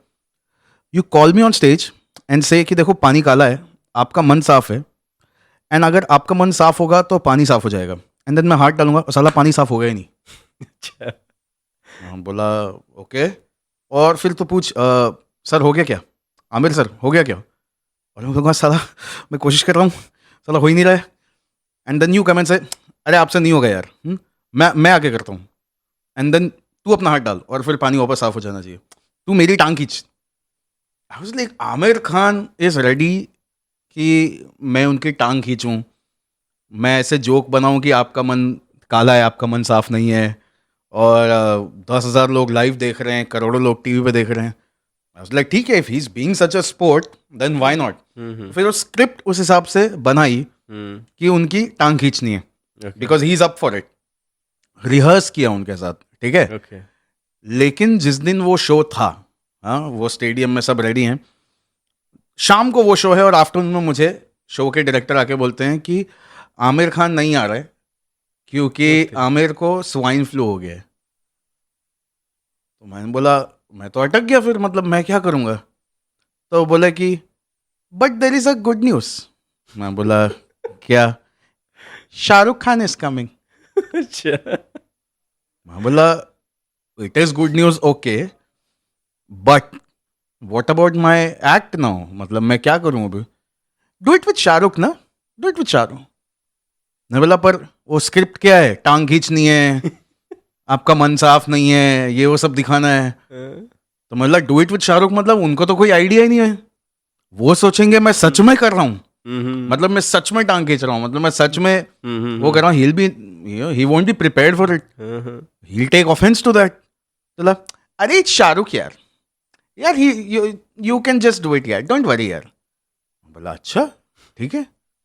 मैं स्टेज पे गया, स्क्रिप्ट सेम था। स्क्रिप्ट सेम था। ओके। मैं स्टेज पे गया, मैं देख रहा हूँ कौन बैठा है, नीता अंबानी बैठी हैं, और राकेश ओम प्रकाश मेहरा बैठे हैं, देवेंद्र फडणवीस जी बैठे हैं सीएम, और शाहरुख खान बैठे हैं फ्रंट रो में सामने एकदम, 10,000 लोग बैठे हैं। अब मैं शाहरुख खान को स्टेज पे बुलाया और मैंने कहा शाहरुख सर आपके, इसका वीडियो है यूट्यूब पे, मैं बोला कि शाहरुख सर आपके साफ मन से अब यह पानी साफ हो जाएगा। शाहरुख खान उसमें अपना हाथ डाल के बेचारे ऐसे ऐसे ऐसे ऐसे कर रहे हैं बहुत देर तक और पानी काला का काला ही है। एंड देन आई सेड अरे हो नहीं रहा है लगता है, something like that, and Shahrukh Khan just went like this, कि मतलब मैं शाहरुख खान हूँ, तो क्या मेल से क्या करा रहा है और मुझे बेवकूफ जैसे साबित करा रहे हैं लोगों के सामने कि आपसे होगा और फिर कुछ नहीं हो रहा है, टांग खींच रहा है। क्योंकि उनका ऑरा बहुत हाँ, इंटेलिजेंट एंड एक्टर है। And he of course he wasn't told, wasn't prepared, I was told to follow the script, ठीक है। अब अंदर से आपकी ये भी हो रही है दिल धड़कन, ठीक है, लेकिन आप स्टेज पर you are on the, you are like a king on stage. और मैंने उनसे फिर जैसे ही बोला कि तो सर एक काम करते हैं, आपसे अगर ये नहीं हो रहा है कोई बात नहीं, इसको मैं ही करता हूँ, इनफैक्ट ऑडियंस में से भी किसी को बुला लेते हैं। एंड देन शाहरुख खान ने माइक लेके कहा अभी देखो मेरा तो तुमने बेइज्जती खराब कर दी कि मेरा मन साफ नहीं है मैं तुम्हारे साथ ज्यादा चांस नहीं लूंगा और मैंने कहा नहीं नहीं मुझे आमिर सर ने कहा था मैं आपको बुलाऊं, मुझे मैं हिंट दे रहा हूँ कि मुझे आमिर सर ने बोला था ये सब करने के लिए। किसी तरह का हाँ लेकिन मैं माइक पे ये नहीं बोल सकता हूँ ये स्क्रिप्ट आमिर खान ने लिखी, ये नहीं बोल सकता हूँ। मुझे आमिर सर ने कहा था कि शाहरुख को बुलाना, मुझे आमिर, मैं कंटिन्यूसली बोल रहा हूँ। And then he is like अभी देखो आमिर को तो एक हफ्ते मिल नहीं सकते क्योंकि उसे स्वाइन फ्लू है, तो उसे क्लियर नहीं कर सकूंगा, उसने तुम्हें बोला था कि नहीं बोला था। एंड ये सब वीडियो पर है ठीक है। एंड देन मैं हाथ डाला, मैं अपने हाथ ऐसे से करके वो पानी वो काले से वापस सफेद कर दिया उसको, ठीक है। Thank you so much, thank you so much मैं कर रहा हूँ, और फिर सबको थैंक यू बोला, नीता अंबानी को। फिर शाहरुख खान को जब मैंने हक किया तो मैंने उनके कान में एकदम फास्ट फास्ट बोला उन्हें नहीं आमिर सर ने मुझे बोला था स्क्रिप्ट है ये पूरा मैं एकदम जितना बोल सकता था ना 3 सेकंड के अंदर मैंने इतना सब बोला। आमिर अपना शाहरुख खान ने मतलब मैंने ये सब बोला कि नहीं आमिर सर ने बोला था मुझे, and Shahrukh just does this ये करके निकल गए। This is the weirdest like memory you can imagine. दुनिया ओके ये सपना रखती कि मैं एक बार शाहरुख खान को आंखों के सामने देख लूं। Correct correct. वो मौका कितने ही लोगों को मिलता है। अब उसमें से अब और छोटा नंबर हो जाता है कि दुनिया में कितने लोगों को ये मौका मिलता है कि मैं शाहरुख खान से इंटरेक्ट भी कर लूं, मिल भी लूं, भले ही भीड़ में हो कि 50 लोग हैं उसमें, हाय सर हेलो। अब उसका भी नंबर छोटा कर दो कि मैं शाहरुख खान के साथ में 1-on-1 हूं और कोई नहीं है इर्द गिर्द। हाँ ठीक है। अब उससे भी और नंबर छोटा कर दो कि मैं शाहरुख खान से ऐसी सिचुएशन में मिलूं जो उस वक्त मेरा मोमेंट है जिसमें शाहरुख खान आए हुए हैं, वो कितना छोटा नंबर हो गया। ठीक है। उसमें इमेजिन करो आप शाहरुख खान की टांग खींच रहे हो आप कर रहे हो कि मेरा मन साफ नहीं है, मेरा मन साफ है, और और फिर वो ये मेमोरी। तो कैन यू इमेजिन, ये आप इमेजिन भी नहीं कर सकते कि भगवान आपको या लाइफ आपको ये ऐसे लम्हे देने वाला है। But nevertheless I am blessed to have that moment in my life. Absolutely. And एक और चीज़ें मैं देख पा रहा हूँ कि हम मैजिक तो कर ही रहे हो, मिमिक्री भी कर रहे हो अच्छे खासे। ये कहाँ से आया? ये मेरी मदर से आया है मेरे अंदर। ओके। तो मतलब ऐसा नहीं है कि मम्मा वो कोई नाना पाटेकर की मिमिक्री करे अच्छा है, वो ये नहीं कर रही हैं। लेकिन उनको आदत है या उनको आदत थी, सॉरी हो गई अभी भी क्या मालूम, कि अगर आपसे कोई बात हुई है उनकी और वो मुझे बता रही हैं तो उसी में बताते बोलेंगी तो वो सूरज ने बोला और फिर आपके स्टाइल में बात करके बताएंगी। तो ये बचपन से ही मैं सुन रहा हूँ। तो आई फील वो डीएनए में वो आ गया कि यहाँ से यहाँ। अब क्योंकि मेरा इंटरेक्शन एक्टर्स में बहुत रहा है और फिर आपको मेरा इंटरेक्शन कैमरा पे बहुत रहा है, तो ऑटोमेटिकली जब मैं कोई बता रहा हूँ, किसी बड़े इंसान की बात बता रहा हूँ, तो वो उसी के स्टाइल में वो निकल के वो आ जा रही है। तो मिमिक्री का ये, although I never try to pursue it as a career और anything, but I just find it's बहुत हद तक आप बहुत अच्छा कर लेते हैं। It's a lot of fun. ये कॉम्प्लीमेंट के तौर पे आप ले सकते आपने मुझे मेमोरी के बारे में पूछा, कोई memorable for fun, can you think of a memory from your life?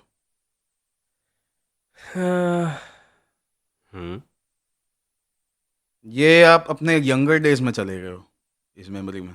हाँ 8 साल 9 साल पहले। हाँ तो younger days basically like early 20s में। 20s correct. 20s early 20s 2021 something like that. देखो ये सबसे पहले तो ये एज ही पता लगाना एक टास्क है। वो मेमोरी आप कल की भी हो सकती थी, बचपन की भी हो सकती थी, लेकिन मैंने बोला कि आप यंगर डेज में चले गए। ओके अगेन आपकी बॉडी लैंग्वेज से और आपके वो टाइम से जो आप सोच रहे हो, दिस इज, ये जो मेमोरी आपके दिमाग में है, okay it's something to do with what you are wearing kind of like, ये जैसे अभी आप फॉर्मली ड्रेस हैं, ये किसी फॉर्मल सिचुएशन की मेमोरी है। करेक्ट। आपकी ड्रेसिंग सिमिलर थी उस वक्त। Absolutely right. यस। अगेन ये बातें आपने मुझे बोली नहीं है, ये आपने किसी को नहीं, ये शायद आपने अपने आप को भी इस तरीके से नहीं बोली होगी। हाँ हाँ मैं ड्रेस के बारे में सोचा ही नहीं था। हाँ। अभी मुझे याद आ रहा है। तो इस मेमोरी में आपकी ड्रेसिंग सिमिलर है compare to now. Are you giving a presentation somewhere in this memory? Seriously? हाँ कॉलेज में हो आप, कॉलेज में प्रेजेंटेशन दे रहे हो, वो भी ऑर्गेनाइजेशनल बिहेवियर, एक ऑर्गेनाइजेशनल बिहेवियर पे आप हाँ प्रेजेंटेशन दे रहे हैं कॉलेज में। सिचुएशन ही बताओगे क्या? हाँ नहीं यहाँ तक रुक जाएंगे हम। ओके नहीं तो इसको एलैबोरेट करते हुए। हाँ एक सब्जेक्ट था ऑर्गेनाइजेशनल बिहेवियर हमारे कॉलेज में, जब मैं इंजीनियरिंग कर रहा था। तो वो मेरे लाइफ का सबसे ज़्यादा वियर्ड मोमेंट था। इतना बुरा था कि उससे बुरा और कुछ हो ही नहीं सकता। मुझे स्टेज पे चढ़ना और अपने आप को प्रेजेंट करना मेरी तो लग जाती थी। मतलब क्या?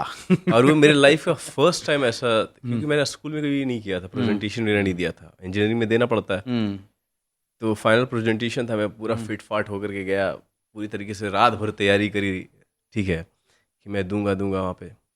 जब मैं वहाँ पे स्टेज पे गया, हम्म मैं पूरी तरीके से ब्लैंक हो गया था। हम्म सब लोग देख रहे हैं, असल लोग बोल रहे हैं, अरे भाई हैंडसम लग रहा है, अरे चल स्टार्ट कर, ये कर वो कर। दोस्त लोग भी फन करते हैं, हम्म उसे क्या पता कि मेरी हालत क्या है। हम्म सर से पसीने आ रहे हैं, जवान से कुछ निकल ही नहीं रहा है। हम्म वो भीड़ देखकर मुझे वो मेरे लाइफ का सबसे सबसे बुरा मोमेंट था, कि मुझे लगा कि मैं इतना वीक तो नहीं हो सकता यार, हम्म कि मैं 2 लाइन ना बोल पाऊँ। हम्म तो वो मेरे लाइफ का थोड़ा सा बहुत ही वियर्ड था वो मेरे लाइफ का मोमेंट, वो मोमेंट।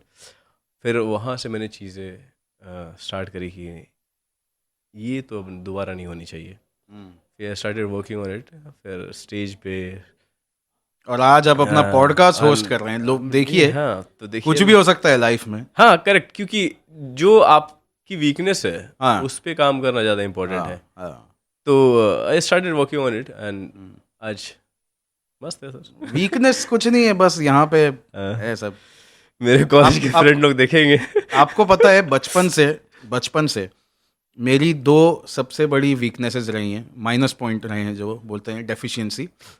एक, मैं हमेशा से तुतलाता था, हकलाता नहीं था, तुतलाता था। लाइक मैं र को ल ऐसे बोलूँगा, र नहीं बोल पाता था, या स तो जीभ बाहर आ जाएगी, या बोलते बोलते एकदम आपको सुना ही देगा कि ये तुतलाता है। टिल द एज ऑफ 21 22 तक, ये करेक्ट, बहुत, इस एज में तुतलाना मतलब एक बहुत बड़ा टॉर्चर है, क्योंकि आप यंग क्योंकि लोगों लोग में। मिमिक करने लगते हैं, हाँ फिर उस हाँ चीज़ हाँ का मजाक उड़ाने लगते हाँ, हैं स्कूल में, लाइक मैं, कॉलेज। मेरे पास बोलते बोलते मेरे पास निकल जाएगा मुंह से, अचानक से। हाँ, यू कैन इमेजिन। ठीक है। और दूसरी मेरी Akshay, minus, where are you from? I am मतलब बॉर्न एंड रेस्ड, या नेटिव प्लेस पूछ रहे हैं? Native place, native place Rajasthan मेरा। और you born and brought up here only? Mumbai, yes, Navi Mumbai, okay, Vashi. Okay. तो दूसरा मेरा माइनस पॉइंट ये था, सबसे बड़ा वीकनेस, वो था कि मेरे उंगलियां आपको दिख रही हैं? हाँ, ये बहुत कांपती हैं बचपन से। ठीक है, इस तरीके से। वो अभी तो मैं ज़्यादा करके दिखा रहा हूँ आपको, लेकिन पता नहीं आपका अभी भी इतने नोटिस होंगे कि नहीं, लेकिन अभी फिर भी बहुत कम है, बट हमेशा से it use to be like this, एकदम प्रॉपर। ओके। और ये बचपन से ही है। मतलब मैं कोई चीज़ पकड़ता था तो वो गिर जाती थी मेरे हाथ से, क्योंकि वो एक जगह पे हाथ रहता नहीं था, ऐसे ऐसे होता रहता था। तो अब ये जो दो माइनस पॉइंट्स हैं, ये दो बेसिक रिक्वायरमेंट होती है मैजिशियन की, आपकी हाथ की सफाई और आपकी स्पीच, जिससे करेक्ट। आप लोगों का ध्यान भटकाओगे, और आपका हाथ, जिससे आप कुछ गायब करोगे, ये करोगे, वो करोगे, छुपाओगे चीज़ें। यही दो मेरी सबसे बड़ी माइनस पॉइंट। स्पीच क्लियर नहीं, सॉरी, स्पीच क्लियर नहीं, और हाथ कांप रहे हैं। लेकिन वही है, वीकनेस कुछ नहीं है, वो सब यहीं पे है। मुझे वो चीज़ को करने में इतना मज़ा आ रहा था, मैजिक को, कि वो करते करते करते मैं भूल ही गया कि मुझे हाथ की प्रॉब्लम है और स्पीच की प्रॉब्लम है। एक दिन मुझे किसने बताया, मतलब लेट 20s में, "ए, तेरा बंद हो गया वो प्रॉब्लम।" बोला, अरे हाँ, मेरा ध्यान में ही नहीं आया वो। तो क्योंकि जैसे, आप वर्क के पीछे इतना समय दे देते हो और फोकस्ड हो जाते हो ना। नहीं, मैं, ये जो प्रॉब्लम्स भी होती है ना लाइफ में, मैंने नोटिस किया है, लाइफ की प्रॉब्लम्स का बहुत बड़ा ईगो होता है। अगर आप उनको अटेंशन नहीं दो ना, वो चली जाती हैं। ये बड़ा यूनिक है। आप हाँ, ध्यान दीजिए, कोई भी प्रॉब्लम हो, अगर आपने उसको अटेंशन नहीं दी, कोई भी चीज़ जो आपको रोक रहा हो, अगर आपने उसको अटेंशन नहीं दी, उसका ईगो बहुत बड़ा है, वो चला जाता है। इस पे मुझे कुछ याद आ रहा जी। है। एग्जैक्टली जो मैंने प्रेजेंटेशन के बारे में बताया था, हाँ। तो इतना बुरा गया था कि नहीं होते, तरस खाना होता ना, टीचर भी हम्म बोलता है, अरे कोई बात नहीं सर, हो जाता है। हम्म आई फेल्ट कि साला बहुत, हम्म मतलब मैं फ्रस्ट्रेटेड था, लग रहा हम्म था आंसू आ जाएंगे, हम्म लोग देख रहे हैं, राइट। मैंने बोला कि अच्छा, कर लो, ठीक है। हम्म जब नेक्स्ट प्रेजेंटेशन था मेरे हम्म कॉलेज का ही, तो आई डिसाइडेड, हम्म मुझे घंटा फर्क नहीं पड़ता सामने कौन बैठा है, हम्म मैं जाऊंगा स्टेज पे, स्टार्ट हो जाऊंगा, हम्म और मेरी स्पीच जो है हम्म जिस जिस मतलब ये मैं बोल रहा हूँ मैं, उसका लेवल थोड़ा-सा और ऊपर होना चाहिए। उससे हाँ। डबल चल जा चलेगा, हुँ, कम नहीं होना चाहिए। हुँ, मतलब होता है ना कि जाके डायरेक्टली चिल्लाने लगना। हुँ। तो I started my presentation like that कि भाइयों! मतलब कि तुम मुझ पे क्या हावी हो गए, हाँ, मतलब मैं मैं तुम तुम पे पे हावी हावी हो होऊँगा। जाता हाँ, हूँ। हाँ, हाँ। तो आई स्टार्टेड प्रेजेंटिंग और वो निकल गया।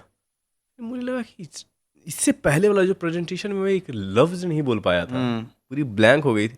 तब मुझे समझ में आया कि वो जो डर है ना, वो बैठा रहता है। जब तक स्टेज पे पहुँचोगे तब तक इतना आप पे हावी हो चुका होता है हुँ। कि आप चाह करके भी कुछ नहीं कर पाओगे। तो इससे पहले वो हावी हो जाए, आप ही हावी हो जाओ। हाँ, हाँ, जाते 100%। के साथ चिल्लाने लगना है। 100। सो आई डिड दैट और रिलेट तो कर पा रहा हूँ मैं चीज़ें जो हुँ, जो आपने बोला है। Great, yes.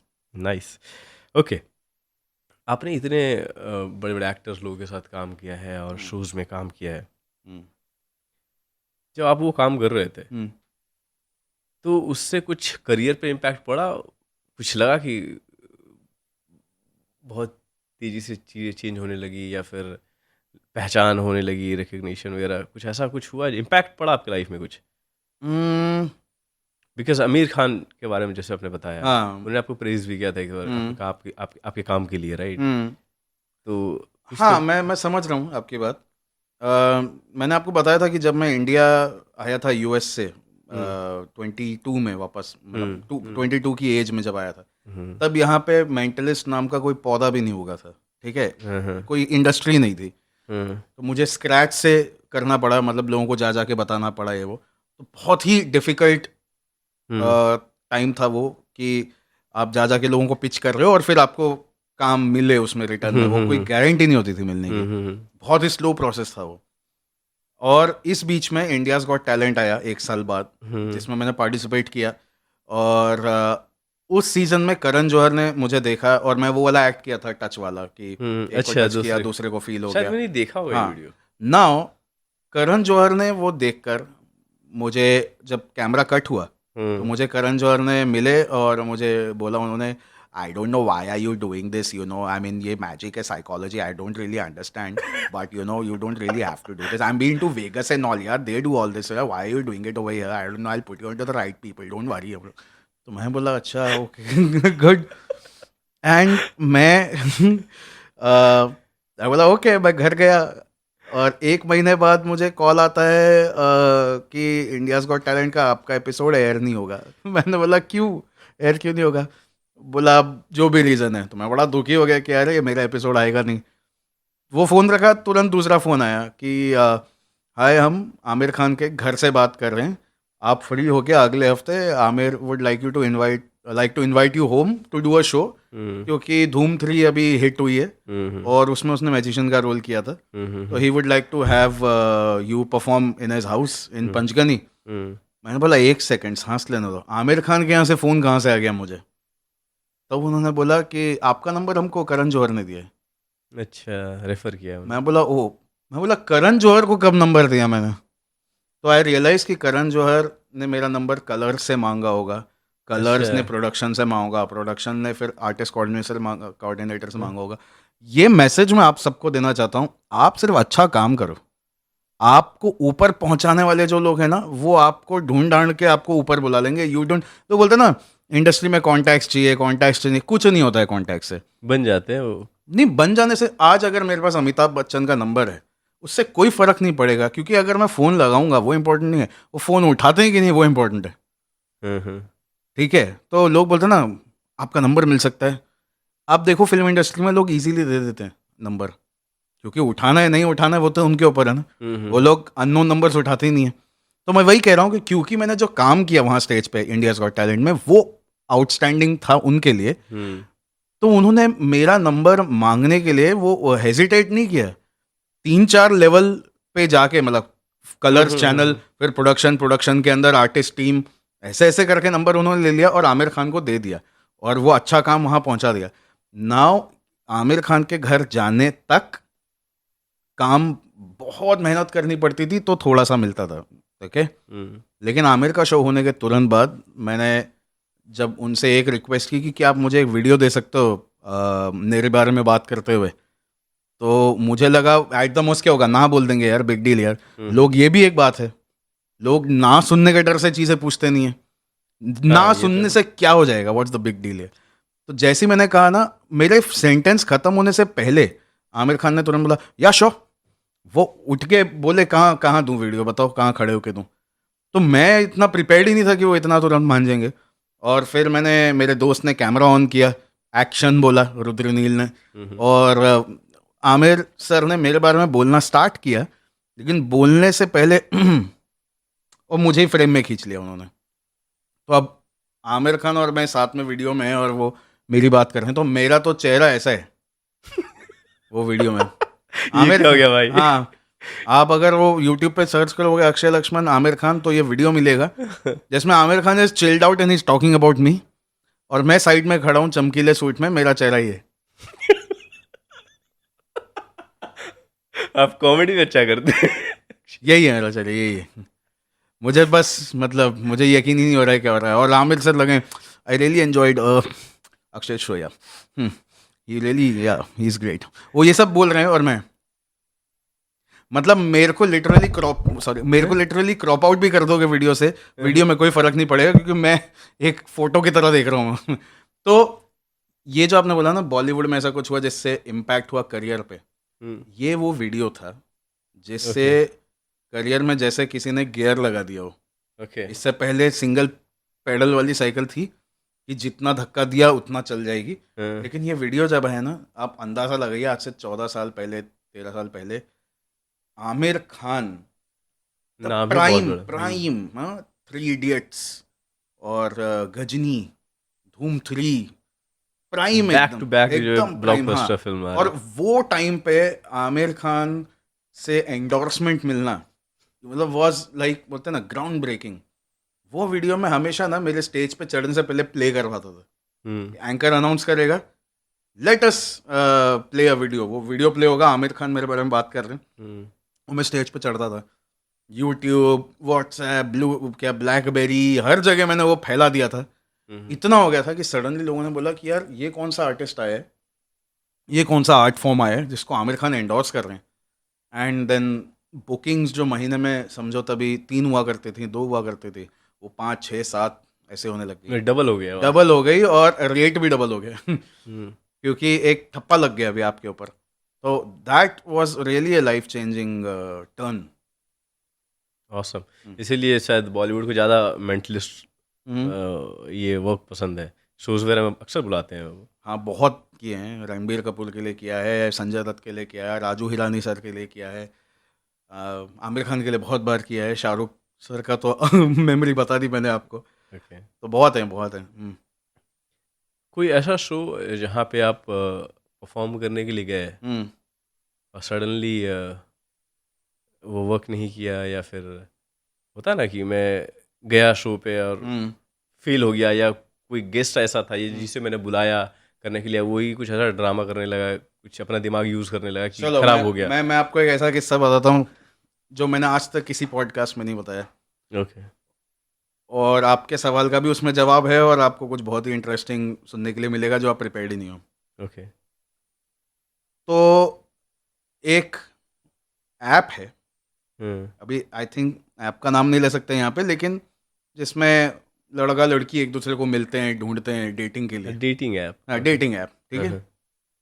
जिस पर मैं एक लड़की को मैं मिला, और उससे मेरी बातचीत शुरू हुई, और उसने कहा कि वो पुणे में रहती है, ओके।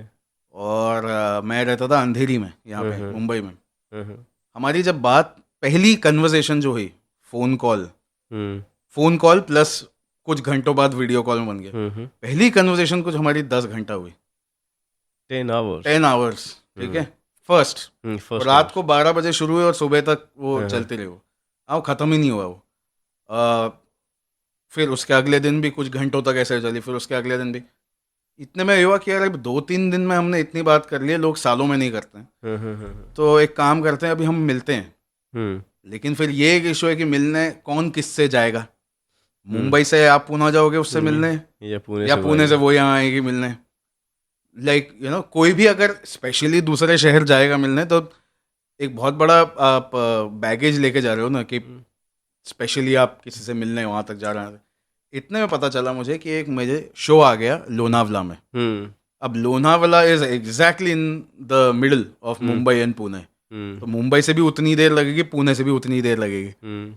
और तो मैंने बता दिया मेरा शो है लोनावला में। मुझे याद है डेट वाज 9 सितंबर, कि 9 सितंबर का शो है मेरा। एंड तो उन्होंने बोला ठीक है, आई मीट यू देयर या जो भी है। अब मैं यहाँ से गया हुआ हूँ, शी टोल्ड मी कि मैं नहीं आ सकती। मैं बोला हाँ ठीक है चलेगा, नहीं आ सकते, वेरी गुड। क्योंकि वही हो गया था मेरा, वो शो में जाने से पहले जो धड़ धड़ धड़ धड़ होता है ना भाई, कुछ भी हो जाए सडनली मेरे को बोल दे कि नहीं जाना है स्टेज पे, वैसा वो हो गया था मेरा सिचुएशन। इतने में क्या हुआ कि मुझे उनका मैसेज आया कि तुम अपने होटल पहुंच गए हो क्या लोनावला में। मैं बोला नहीं नहीं पहुंचा हूं अभी तक, क्योंकि लोनावला का जो वो घाट था उसमें ट्रैफिक जैम था बहुत ज़्यादा, तो गाड़ी मूव ही नहीं हो रही थी। तो हर 15 मिनट में, आधे घंटे में शी वॉज मैसेजिंग कि तो तुम पहुंच गए क्या, होटल पहुंच गए क्या, तुम पहुंच गए क्या, पहुंच गए क्या। मैंने बोला इतनी बार क्यों पूछ रही है, ये तो पूना में बैठी है, उससे क्या लेना देना, और ट्रैफिक जैम है, नहीं मूव हो रही गाड़ी। फिर इतने में फ़ोन आया मुझे, और मैं बोला हाँ मैं ट्रैफिक में ही हूँ, अभी भी मैं पहुंचा नहीं हूँ। मैं बोला लेकिन क्या हो गया तुमको, क्या फ़र्क पड़ रहा है उससे। वो एकदम चीखते हुए नहीं, मतलब लाउड वॉल में मैं 2 घंटे से वेट कर रही हूँ इधर, मालूम। बोला अच्छा सरप्राइज दिया जा रहा था। ओके, मरे दर्जे जैसे तैसे वो हमारा जो ड्राइवर था, बहुत टेढ़े मेढ़े रास्ते से कटवट करके वो होटल पहुंचा दिया उसने। होटल पहुंचाया, मैं पहुंचा वहाँ पे, तो she was standing right there. और मैं जब मिलने गया हेलो वगैरह बोलने, तो शी जस्ट सेड सबसे पहले तो ये लो। और वो एक बुके था जिसमें अलग अलग रोजेस थे, येलो, रेड, वाइट, ये वो सब। एंड हर नेम वाज प्रतीक्षा। ठीक है, तो हुआ ये कि उसके बाद मैं बोला कि चलो ठीक है, I just go to my room, I change and I come. And मेरे मन में ये था कि चलो ये मिलने तो आई है, ठीक है, अब मैं स्टेज पे जाऊंगा एंड देन शील सी कि मैं क्या हूँ, तब उसे पता चलेगा कि किससे मिलने आई है वो, क्योंकि आपका ऑरा अलग होता है, सब अलग होता है। She weighted in the banquet hall, मैं चेंज वेंज करके आया और मैं आके देखता हूँ कि पूरा बैंक्वेट हॉल खाली है, पूरा स्टेज खाली है, सब खाली है। मैंने बोला हो क्या रहा है। और फिर इवेंट मैनेजर आके बोलता है सर बुफे चालू है, अगर आपको खाना खाना है तो खा लीजिए। मैं बोला मतलब, बोला नहीं वो शो ही नहीं हो रहा, कैंसिल हो गया। ओ तेरी। मैंने बोला कैंसिल, अच्छा हम लोगों को पेमेंट आ चुकी होती है पहले, तो वो तो वरी नहीं होता है। मैं बोला लेकिन कैंसिल हो गया, मतलब क्यों कैंसिल हो गया, क्या हो गया। बोला नहीं पूरी ऑडियंस ना ट्रैफिक जैम में फंसी हुई है लोनावला। पहुंची नहीं तो दिखाओगे किसे आप। तो मैंने बोला ट्रैफिक जैम में फंसी हुई है, ओके नाउ व्हाट। अब मैं सूट वूट पहन के, she came dressed well anyway, अब ऐसा लग रहा है कि हम लोग डेट पे मिले हैं, स्पेशली 5 स्टार होटल में। और 5 स्टार होटल के बुफे में हमारे लिए लगा हुआ है, और हम खड़े होके वहाँ खाना खा रहे हैं, और सिर्फ हम ही दोनों हैं और कोई है ही नहीं, लिटरली। पूरा जैसे कि इतना ग्रैंड बुफे हमारे लिए लगा है, रेडिसन, यूनिवर्स आपके लिए डिजाइन हाँ किया था यूनिवर्स ने डिजाइन किया। एंड उसके ही कुछ 7-8 महीने बाद मेरी प्रतीक्षा से शादी हुई, और आज हमारी शादी को ऑलमोस्ट 1 साल होने आ गया। Great great. तो congratulations. Thank you July 14th। Okay. तो मैं ये कह रहा हूँ कि आपने कहा ना कि शो करने गया और फिर कुछ अटपटा हो गया, मतलब शो हुआ ही नहीं। मतलब लोग, ये पहली बार है कि ऑडियंस आपकी, कुछ भी ऑडियंस नहीं आया। कोई नहीं, सब ट्रैफिक में फंसे हुए थे उधर लोनावला के, वो घाट पे फंसे हुए थे, हिल नहीं पाए वो। और हमारा ड्राइवर कैसे कैसे निकाला, क्योंकि हमने प्रेशर दिया कि भाई शो है शो है शो है। ओके, तो आप शोज वगैरह तो कर ही रहे हो, एक स्टोरी और बता दी अपने, जो यूनिवर्स ने डिजाइन किया था डेट सिर्फ और सिर्फ आपके लिए, खर्च किसी और के हो रहे थे। हाँ, किसी और के लाखों करोड़ों खर्च हुए होंगे उसमें, क्योंकि सब लोगों के 5 स्टार होटल में रूम्स बुक हुए होंगे। और तो अभी तक का, जैसे कि हर एक आर्टिस्ट या कोई भी इंसान, जो सपने ही होते हैं जो आपको आगे बढ़ाते हैं, राइट। तो होता है कि एक समय पे, एक दिन मैं उस पोजीशन पे रहूंगा, या ये चीजें मेरे लाइफ में होगी। तो आपके लाइफ में अभी तक का सबसे बड़ा शो, कभी इमेजिन किया था कि मैं सबसे बड़ा शो करूंगा, और वो हुआ या नहीं हुआ अब तक? मेरे हिसाब से ये जो मैंने आपको किस्सा बताया था शाहरुख वाला, और ये शो अगर बहुत बड़ा था तो क्या था, क्या साइज था? हाँ मैं वही कह रहा हूँ कि जो शाहरुख खान वाला जो आपको बताया मैंने शो हाँ, अपना, हाँ। जिसमें शाहरुख है, जो आमिर सर ने ऑर्गेनाइज किया था, साइज में इससे बड़ा शो तो मैंने नहीं किया कभी कि 10,000 लोग मेरे अराउंड हैं और मैं एक स्टेडियम में हूँ और लोग मुझे स्क्रीन पे देख रहे हैं, और I was able to connect with all 10,000। Hmm. जो मेरे फ्रेंड हैं रुद्रनील, मैं रिक बुलाते हैं हम उनको, जब मैं वो स्टेज से नीचे उतरा, ही वॉज क्राइंग। मैं बोला रो क्यों रहा है? बोला इट वॉज अमेजिंग। मैंने बोला पर एक्ट ऐसा कुछ अमेजिंग एक्ट था नहीं वो। बोला नहीं, the way you are connecting with 10,000 people, that was amazing. मतलब एक एक इंसान सुन रहा था तुमको। तो ये मैंने एक्चुअली कभी सोचा नहीं था कि आप एक स्टेडियम में भी एक मेंटलिस्ट परफॉर्म कर सकता है और वो लोगों को समझ में भी आएगा कि क्या हो रहा है। एक ये था, और एक मैंने एक बार किया था मुंबई में ही हनी सिंह के साथ में, यो हनी सिंह। पर ये अभी वाले हनी सिंह नहीं थे, ये 10-12 साल पहले वाले हनी सिंह ओके, थे, जब वो देसी स्टार्ट कलाकार, और ये वो जब उनके पॉपुलर ब्राउन ब्राउन रंग वो रंग, सब हाँ, टाइम पे। हाँ। तो उनके शो में मेरा शो था, और इसमें 15,000 लोग थे। बट द डिफरेंस इज सत्यमेव जयते में वो एक स्टेडियम था, तो लोग चेयर्स पे बैठे हुए थे और आपको अराउंड दिख रहे थे। हम्म। ये जो था यो हनी सिंह वाला, 15,000 लोग थे, मैं स्टेज पे हूँ, बहुत ऊंचा है, और 15,000 लोग नीचे हैं। नीचे है बिकॉज तो इसका वाइब अलग था, उसका वाइब अलग है। ऑनेस्टली अगर पूछोगे दोनों में से, तो I would prefer the 10,000 one. क्योंकि लोग भी उसी तरीके के लोग उस तरीके से बड़े बड़े थे, लोग या बैठे होते। Great, nice. तो आप कॉर्पोरेट शोज वगैरह भी करते हो? वो ही करता हूँ मैं, यही है मेरी आमदनी, ब्रेड बटर, सब जैम, कुछ सब मतलब यही मेन है। यही है आपका? हम्म। नाइस। ओके, तो ये जो मेंटलिस्ट आपने बताया या माइंड रीडिंग वगैरह जो करना या जादू, जो भी है जादू वगैरह करते हैं आप, ये कोई इंस्टीट्यूट वगैरह है जहाँ से सीखा जा सकता है, या अगर करियर की तरह परस्यू करना हो पॉसिबल है अभी? ये पॉसिबल, ऑफ कोर्स पॉसिबल है। कोई भी करियर आप परस्यू आप कर सकते हैं। इसके इंस्टीट्यूट्स हैं, इसके स्कूल्स हैं, लेकिन मैं कभी किसी को रेकमेंड नहीं करता कि आप किसी इंस्टीट्यूट में या स्कूल में जाके सीखिए, क्योंकि इसमें as a career option successful होने का एक ही तरीका है, वो है ओरिजिनलिटी। आपकी पर्सनालिटी ओरिजिनल होनी चाहिए, आप जो लाइनें बोल रहे हैं, जोक्स बोल रहे हैं, वो ओरिजिनल होने चाहिए। ये अगर आपने किसी स्कूल में जाके सीखा, तो आप पूरा का पूरा अपने टीचर को ही कॉपी करोगे, और फिर आप अपना खुद का उसमें बहुत ही कम डालोगे, क्योंकि आपको लगेगा वही सही है। क्योंकि जब आप प्रैक्टिकल ज़िंदगी में सीखते हो, शोज कर करके, तो आपका पूरा ओरिजिनल पर्सनालिटी, ओरिजिनल साइड बाहर आता है। आप शो बन जाते हो और शो आप बन जाता है। लेकिन अगर आप कहीं से सीखोगे, किसी एक इंसान से, तो क्या होगा, आपको मैंने आपकी तब्दीली के लिए आपको वक्त ही नहीं दिया। आपको मैंने सीधा ट्रिक्स बता दिया, ये ऐसे होता है, ये ऐसे होता है, ये ऐसे होता है। और मैंने आपको पर्सनालिटी पे काम करने के लिए बोला ही नहीं, मैंने आपको लाइनों पे काम करने के लिए बोला ही नहीं। आपने जैसे कहा कि आप मिमिक्री अच्छी करते हैं, ये मैंने सोच के नहीं किया या किसी से सीख के नहीं किया। ये मेरी माँ में आदत थी, तो मेरे अंदर वो आदत है। उसी को पर्सनालिटी बोलते हैं, वो आपकी पर्सनालिटी का हिस्सा है। तो होते हैं institutes, but I would always recommend, might as well, आपको अगर इसमें रुचि है तो आप इंटरनेट पे जाइए, कहीं जाइए, you can search for tricks here and there, आपको ट्रिक्स मिल जाएंगे। लेकिन आप उसको अपने दोस्तों के साथ कीजिए, अपने फ्रेंड्स के, रिलेटिव्स के साथ, स्कूल कॉलेज ऑफिस में कीजिए। उनके रिस्पॉन्स के ऊपर से जो आपकी पर्सनैलिटी बनेगी, अगर आपको करियर उसको बनाना है, तो वो ओरिजिनल पर्सनैलिटी ही आपको करियर में आगे लेके जाएगी। मैंने आपसे कहा था, आज 130 करोड़ इंडियंस में 3 लोग हैं या 4 लोग हैं जो उस कैटेगरी में आते हैं, ए लिस्टर कैटेगरी में आते हैं। अगर आप चारों की देखोगे तो पर्सनैलिटी अलग है कंप्लीटली एक दूसरे से, और इसीलिए चारों चल रहे हैं।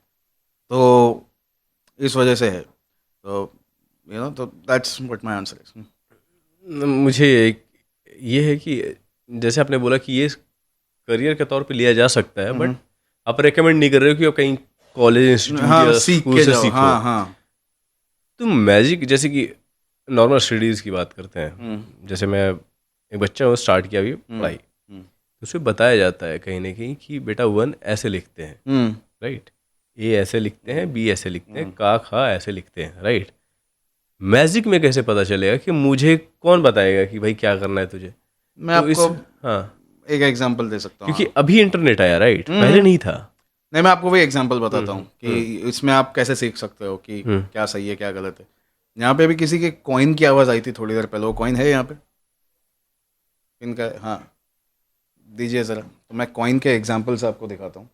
तो आपको कॉइन दिख रहा होगा उसमें कैमरा पे, ठीक है? ये एकदम बेसिक मैजिक है जो मैंने 5-6 साल की एज में सीखा था, अच्छा। ठीक है? ये आपका 10 का कॉइन जो आपने मुझे दिया है यहाँ पे, दिख रहा है आपको? आपको वहाँ दिख रहा है? हम्म श्योर? एक बार वो मुझे बता दें तो मैं कंटिन्यू करूँ। थोड़ा ऊपर, ठीक है? ओके, फाइन, ठीक है। आपको दिख रहा है कॉइन यहाँ पर? अब अगर इस कॉइन को मैंने यहाँ रख दिया और मैंने इसको ब्लो किया और यहाँ से चला जाएगा, तो आई डोंट नो वापस कैसे आएगा, बट इफ आई रब my palm again, you can see it comes back. तो अब मैं आपको बताता हूँ ये कैसे होता है। ये ऐसे होता है कि लेडीज एंड जेंटलमैन, इसका अगला पार्ट आप देखेंगे जल्दी। नहीं, बताएंगे बताएंगे, भाई आया है बता के जाएगा। ओके, आपको बेसिकली एक कॉइन एक लेना है, ओके, ये हाथ में रखना है और गायब, नहीं इधर है, ठीक है, मैं आपको बताता हूँ। तो इसमें करना ये है कि जैसे ये कॉइन है, अभी आपको आई एम श्योर दिख रहा होगा होपफुली, ठीक है? आप कोई कॉइन को अगर ये हाथ से ये हाथ में डालोगे, ठीक है, ऐसे दिखा ना आपको, है ना? दिखा। आपको ध्यान ये देना कि डालते वक्त ये हाथ जो है, इसकी शेप क्या बन रही है? इसकी शेप बन रही है यूं, ऐसे, ठीक है? तो आपको इतना ही करना है कि जब आप इसको यहाँ से लेकर ऐसे फेंक रहे हो, तो आपको इसको ऐसे पकड़ लेना है, दबा लेना है। तो उससे क्या हो जाएगा? अटक जाएगा, वो गिरेगा नहीं। और आपको प्रिटेंड करना है कि आपने फेंक दिया यहाँ पे, फेंक दिया है। तभी ये यहाँ पे छुपा हुआ है, ठीक है? ये आपको दिख रहा है। और वो टाइम पे मैं कह रहा हूँ कि यहाँ देखिए, तो मैं ध्यान भी आपका यहीं दे रहा हूँ। और फिर जब यहाँ से गायब हो गया, जब तक आप समझ पाओगे कि क्या हुआ, तब तक ये हाथ को मैंने वापस इस पर रख दिया और मैं बोल रहा हूँ कि okay, let me rub it and it's back. अब आंसरिंग योर क्वेश्चन कि अगर इंस्टीट्यूट से नहीं सीखोगे तो आप कैसे सीखोगे, ये मैंने आपको अभी एक ट्रिक सिखाई यहाँ पे। इसको आप घर जाके दोस्त में करोगे, आप लोग जाओगे घर जाके अपने फैमिली फ्रेंड्स के साथ करोगे, ऑडियंस देख रही है वो किसी के साथ ट्राई करेंगी, तब आप सीखोगे एक्चुअल में। क्यों? क्योंकि जब आप ये करके ये कर रहे होगे तो बहुत लोग ये गड़बड़ करेंगे, हाँ देखो, हाँ, या फिर बहुत लोग ये करेंगे कि बोलेंगे अच्छा देखो, हाँ इसके अंदर रखा हुआ है, ठीक है, यहाँ से दिखेगा। तो जब लोग आप पे हंसेंगे, लोग पॉइंट आउट करेंगे, लोग बोलेंगे ए वो दिख रहा है, तब आपकी क्या होगी? एम्बैरेसमेंट। तब आप अगले टाइम जब करोगे तो आपको ये एम्बैरेसमेंट याद आएगी। तो आप बोलोगे लास्ट टाइम हाथ ऐसा रखा था, ऐसा रखना है, परफेक्शन। हाँ।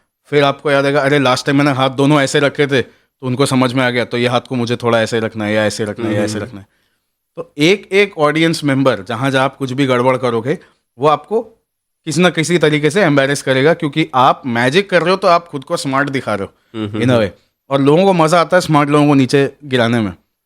और वो जो लर्निंग है वो आपको ऐसे तरीके से सिखाएगी जो आपको कभी कोई किताब नहीं सिखा सकती, जो आपको कभी कोई टीचर नहीं सिखा सकता। तो आपने जैसे कहा कि अगर कोई टीचर है तो आपको ए लिखना सिखा रहा है कि डंडी ऐसे खींचो, ऐसे करो, हाथ पकड़ के बता रहा है, तो यहाँ पे आपको आपकी ऑडियंस सिखाती है कि यार सही क्या है, गलत क्या है। क्योंकि अगर मैंने आपको अभी ये बोल दिया ना कि हाथ को ऐसे रखो, ऐसे रखो, तो ये सब के बीच में जो मूव्स हैं, ये मैं ऐसे कर रहा हूँ, ये टाइमिंग है, हाँ टाइमिंग, ये मैं आपके दिमाग में घुस के आपको नहीं सिखा सकता। हाँ, वो खुद से करना, वो आपको खुद से ही करना पड़ेगा। मैजिक में you don't have a choice, you can't be 99% right, 100%। You have to be 100% right, क्योंकि 99% राइट, 1% अगर उनको दिख के आप क्या कर रहे हो, तो वो तो सीधा ए पकड़ा, वो इस तरीके से है। तो ये कॉइन वाला जो था, इनफैक्ट आप ट्राई कीजिए, ये लीजिए, आप ट्राई कीजिए। क्या है यार, इधर ही है कॉइन, हाँ। तो इससे भी गुजारा करना होता है, तो ये लीजिए और रख लीजिए आप। Yes sir, moving on. ठीक है, ओके। अब तक का मेरा सबसे कम पेमेंट था ये 10 रुपये, वो भी चला गया, बताओ। ठीक है, ओके। अभी तक हम लोग हैरी पॉटर में फंसे थे यार, क्या मैजिक दिखाया जा रहा था उसमें, छड़ी से दिखा रहा है तो झाड़ू पे बैठ के उड़ रहा है, राइट। तो वो लगता था इमेजिनेशन कि एक दिन सीखेंगे। चाहे अमेरिकन गॉट टैलेंट वगैरह देखता था कि कितने अच्छे से कर रहे हैं। तो फाइनली अगर आपको परफेक्ट और बेस्ट मैजिशियन बनना है तो आपको खुद ही फिगर आउट करना पड़ेगा कैसे करना है।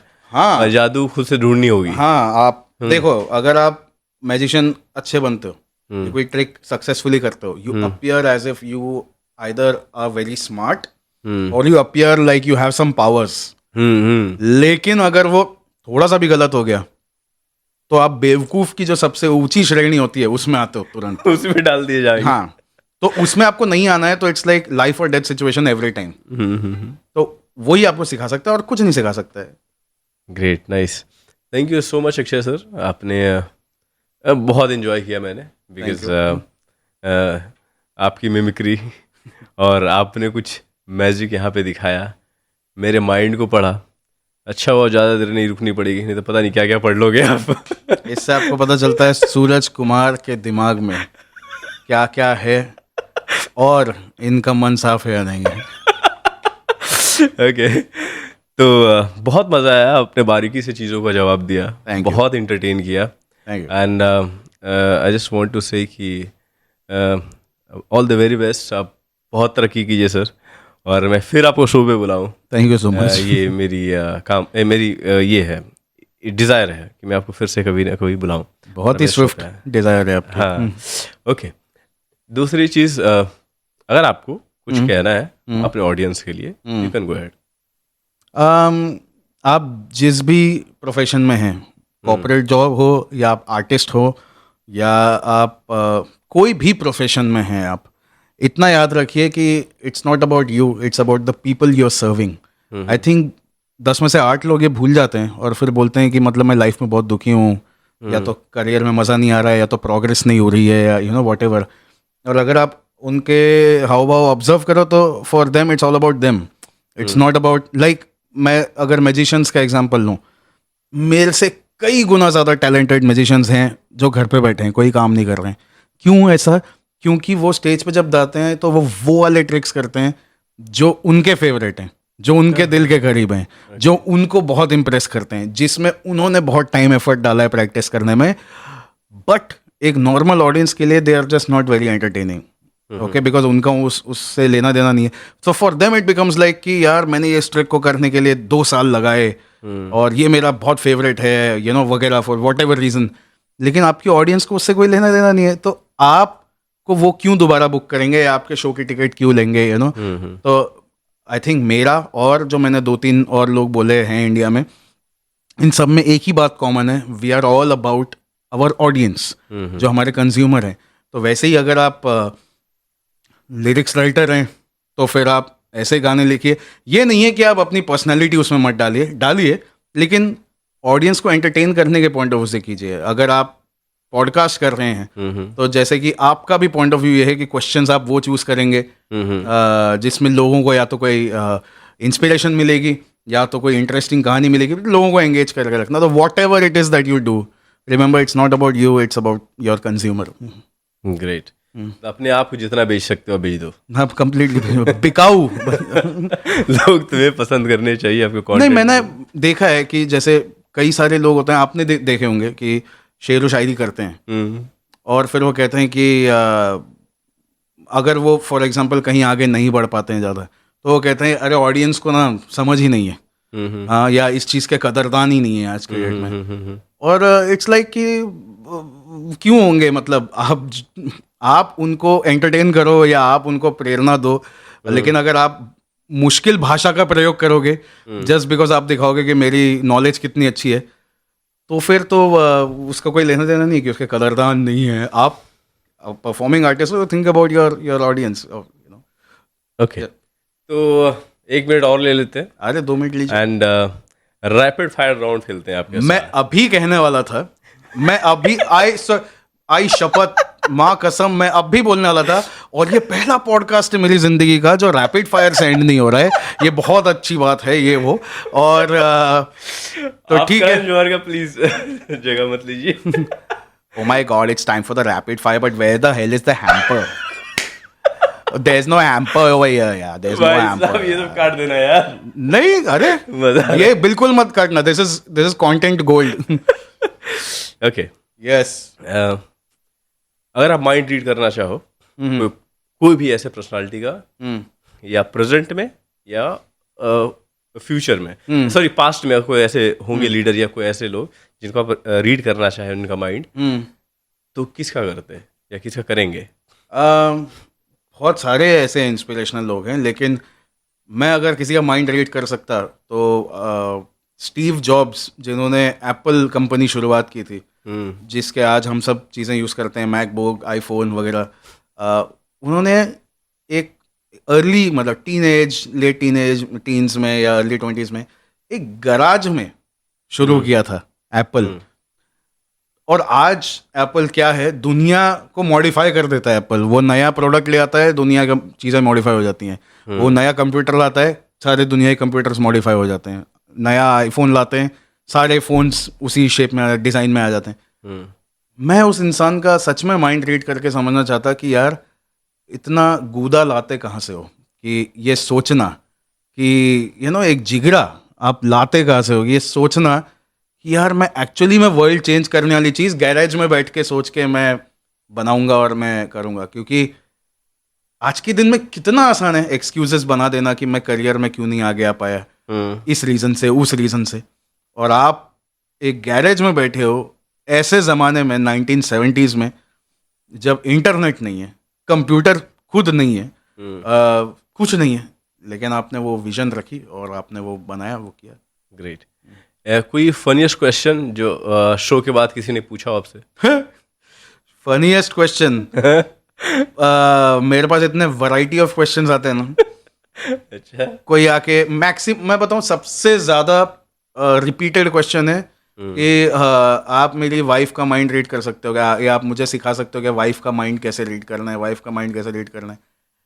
तो मतलब वो इतना कॉमन क्वेश्चन है, वाइफ का माइंड कैसे रीड करना है.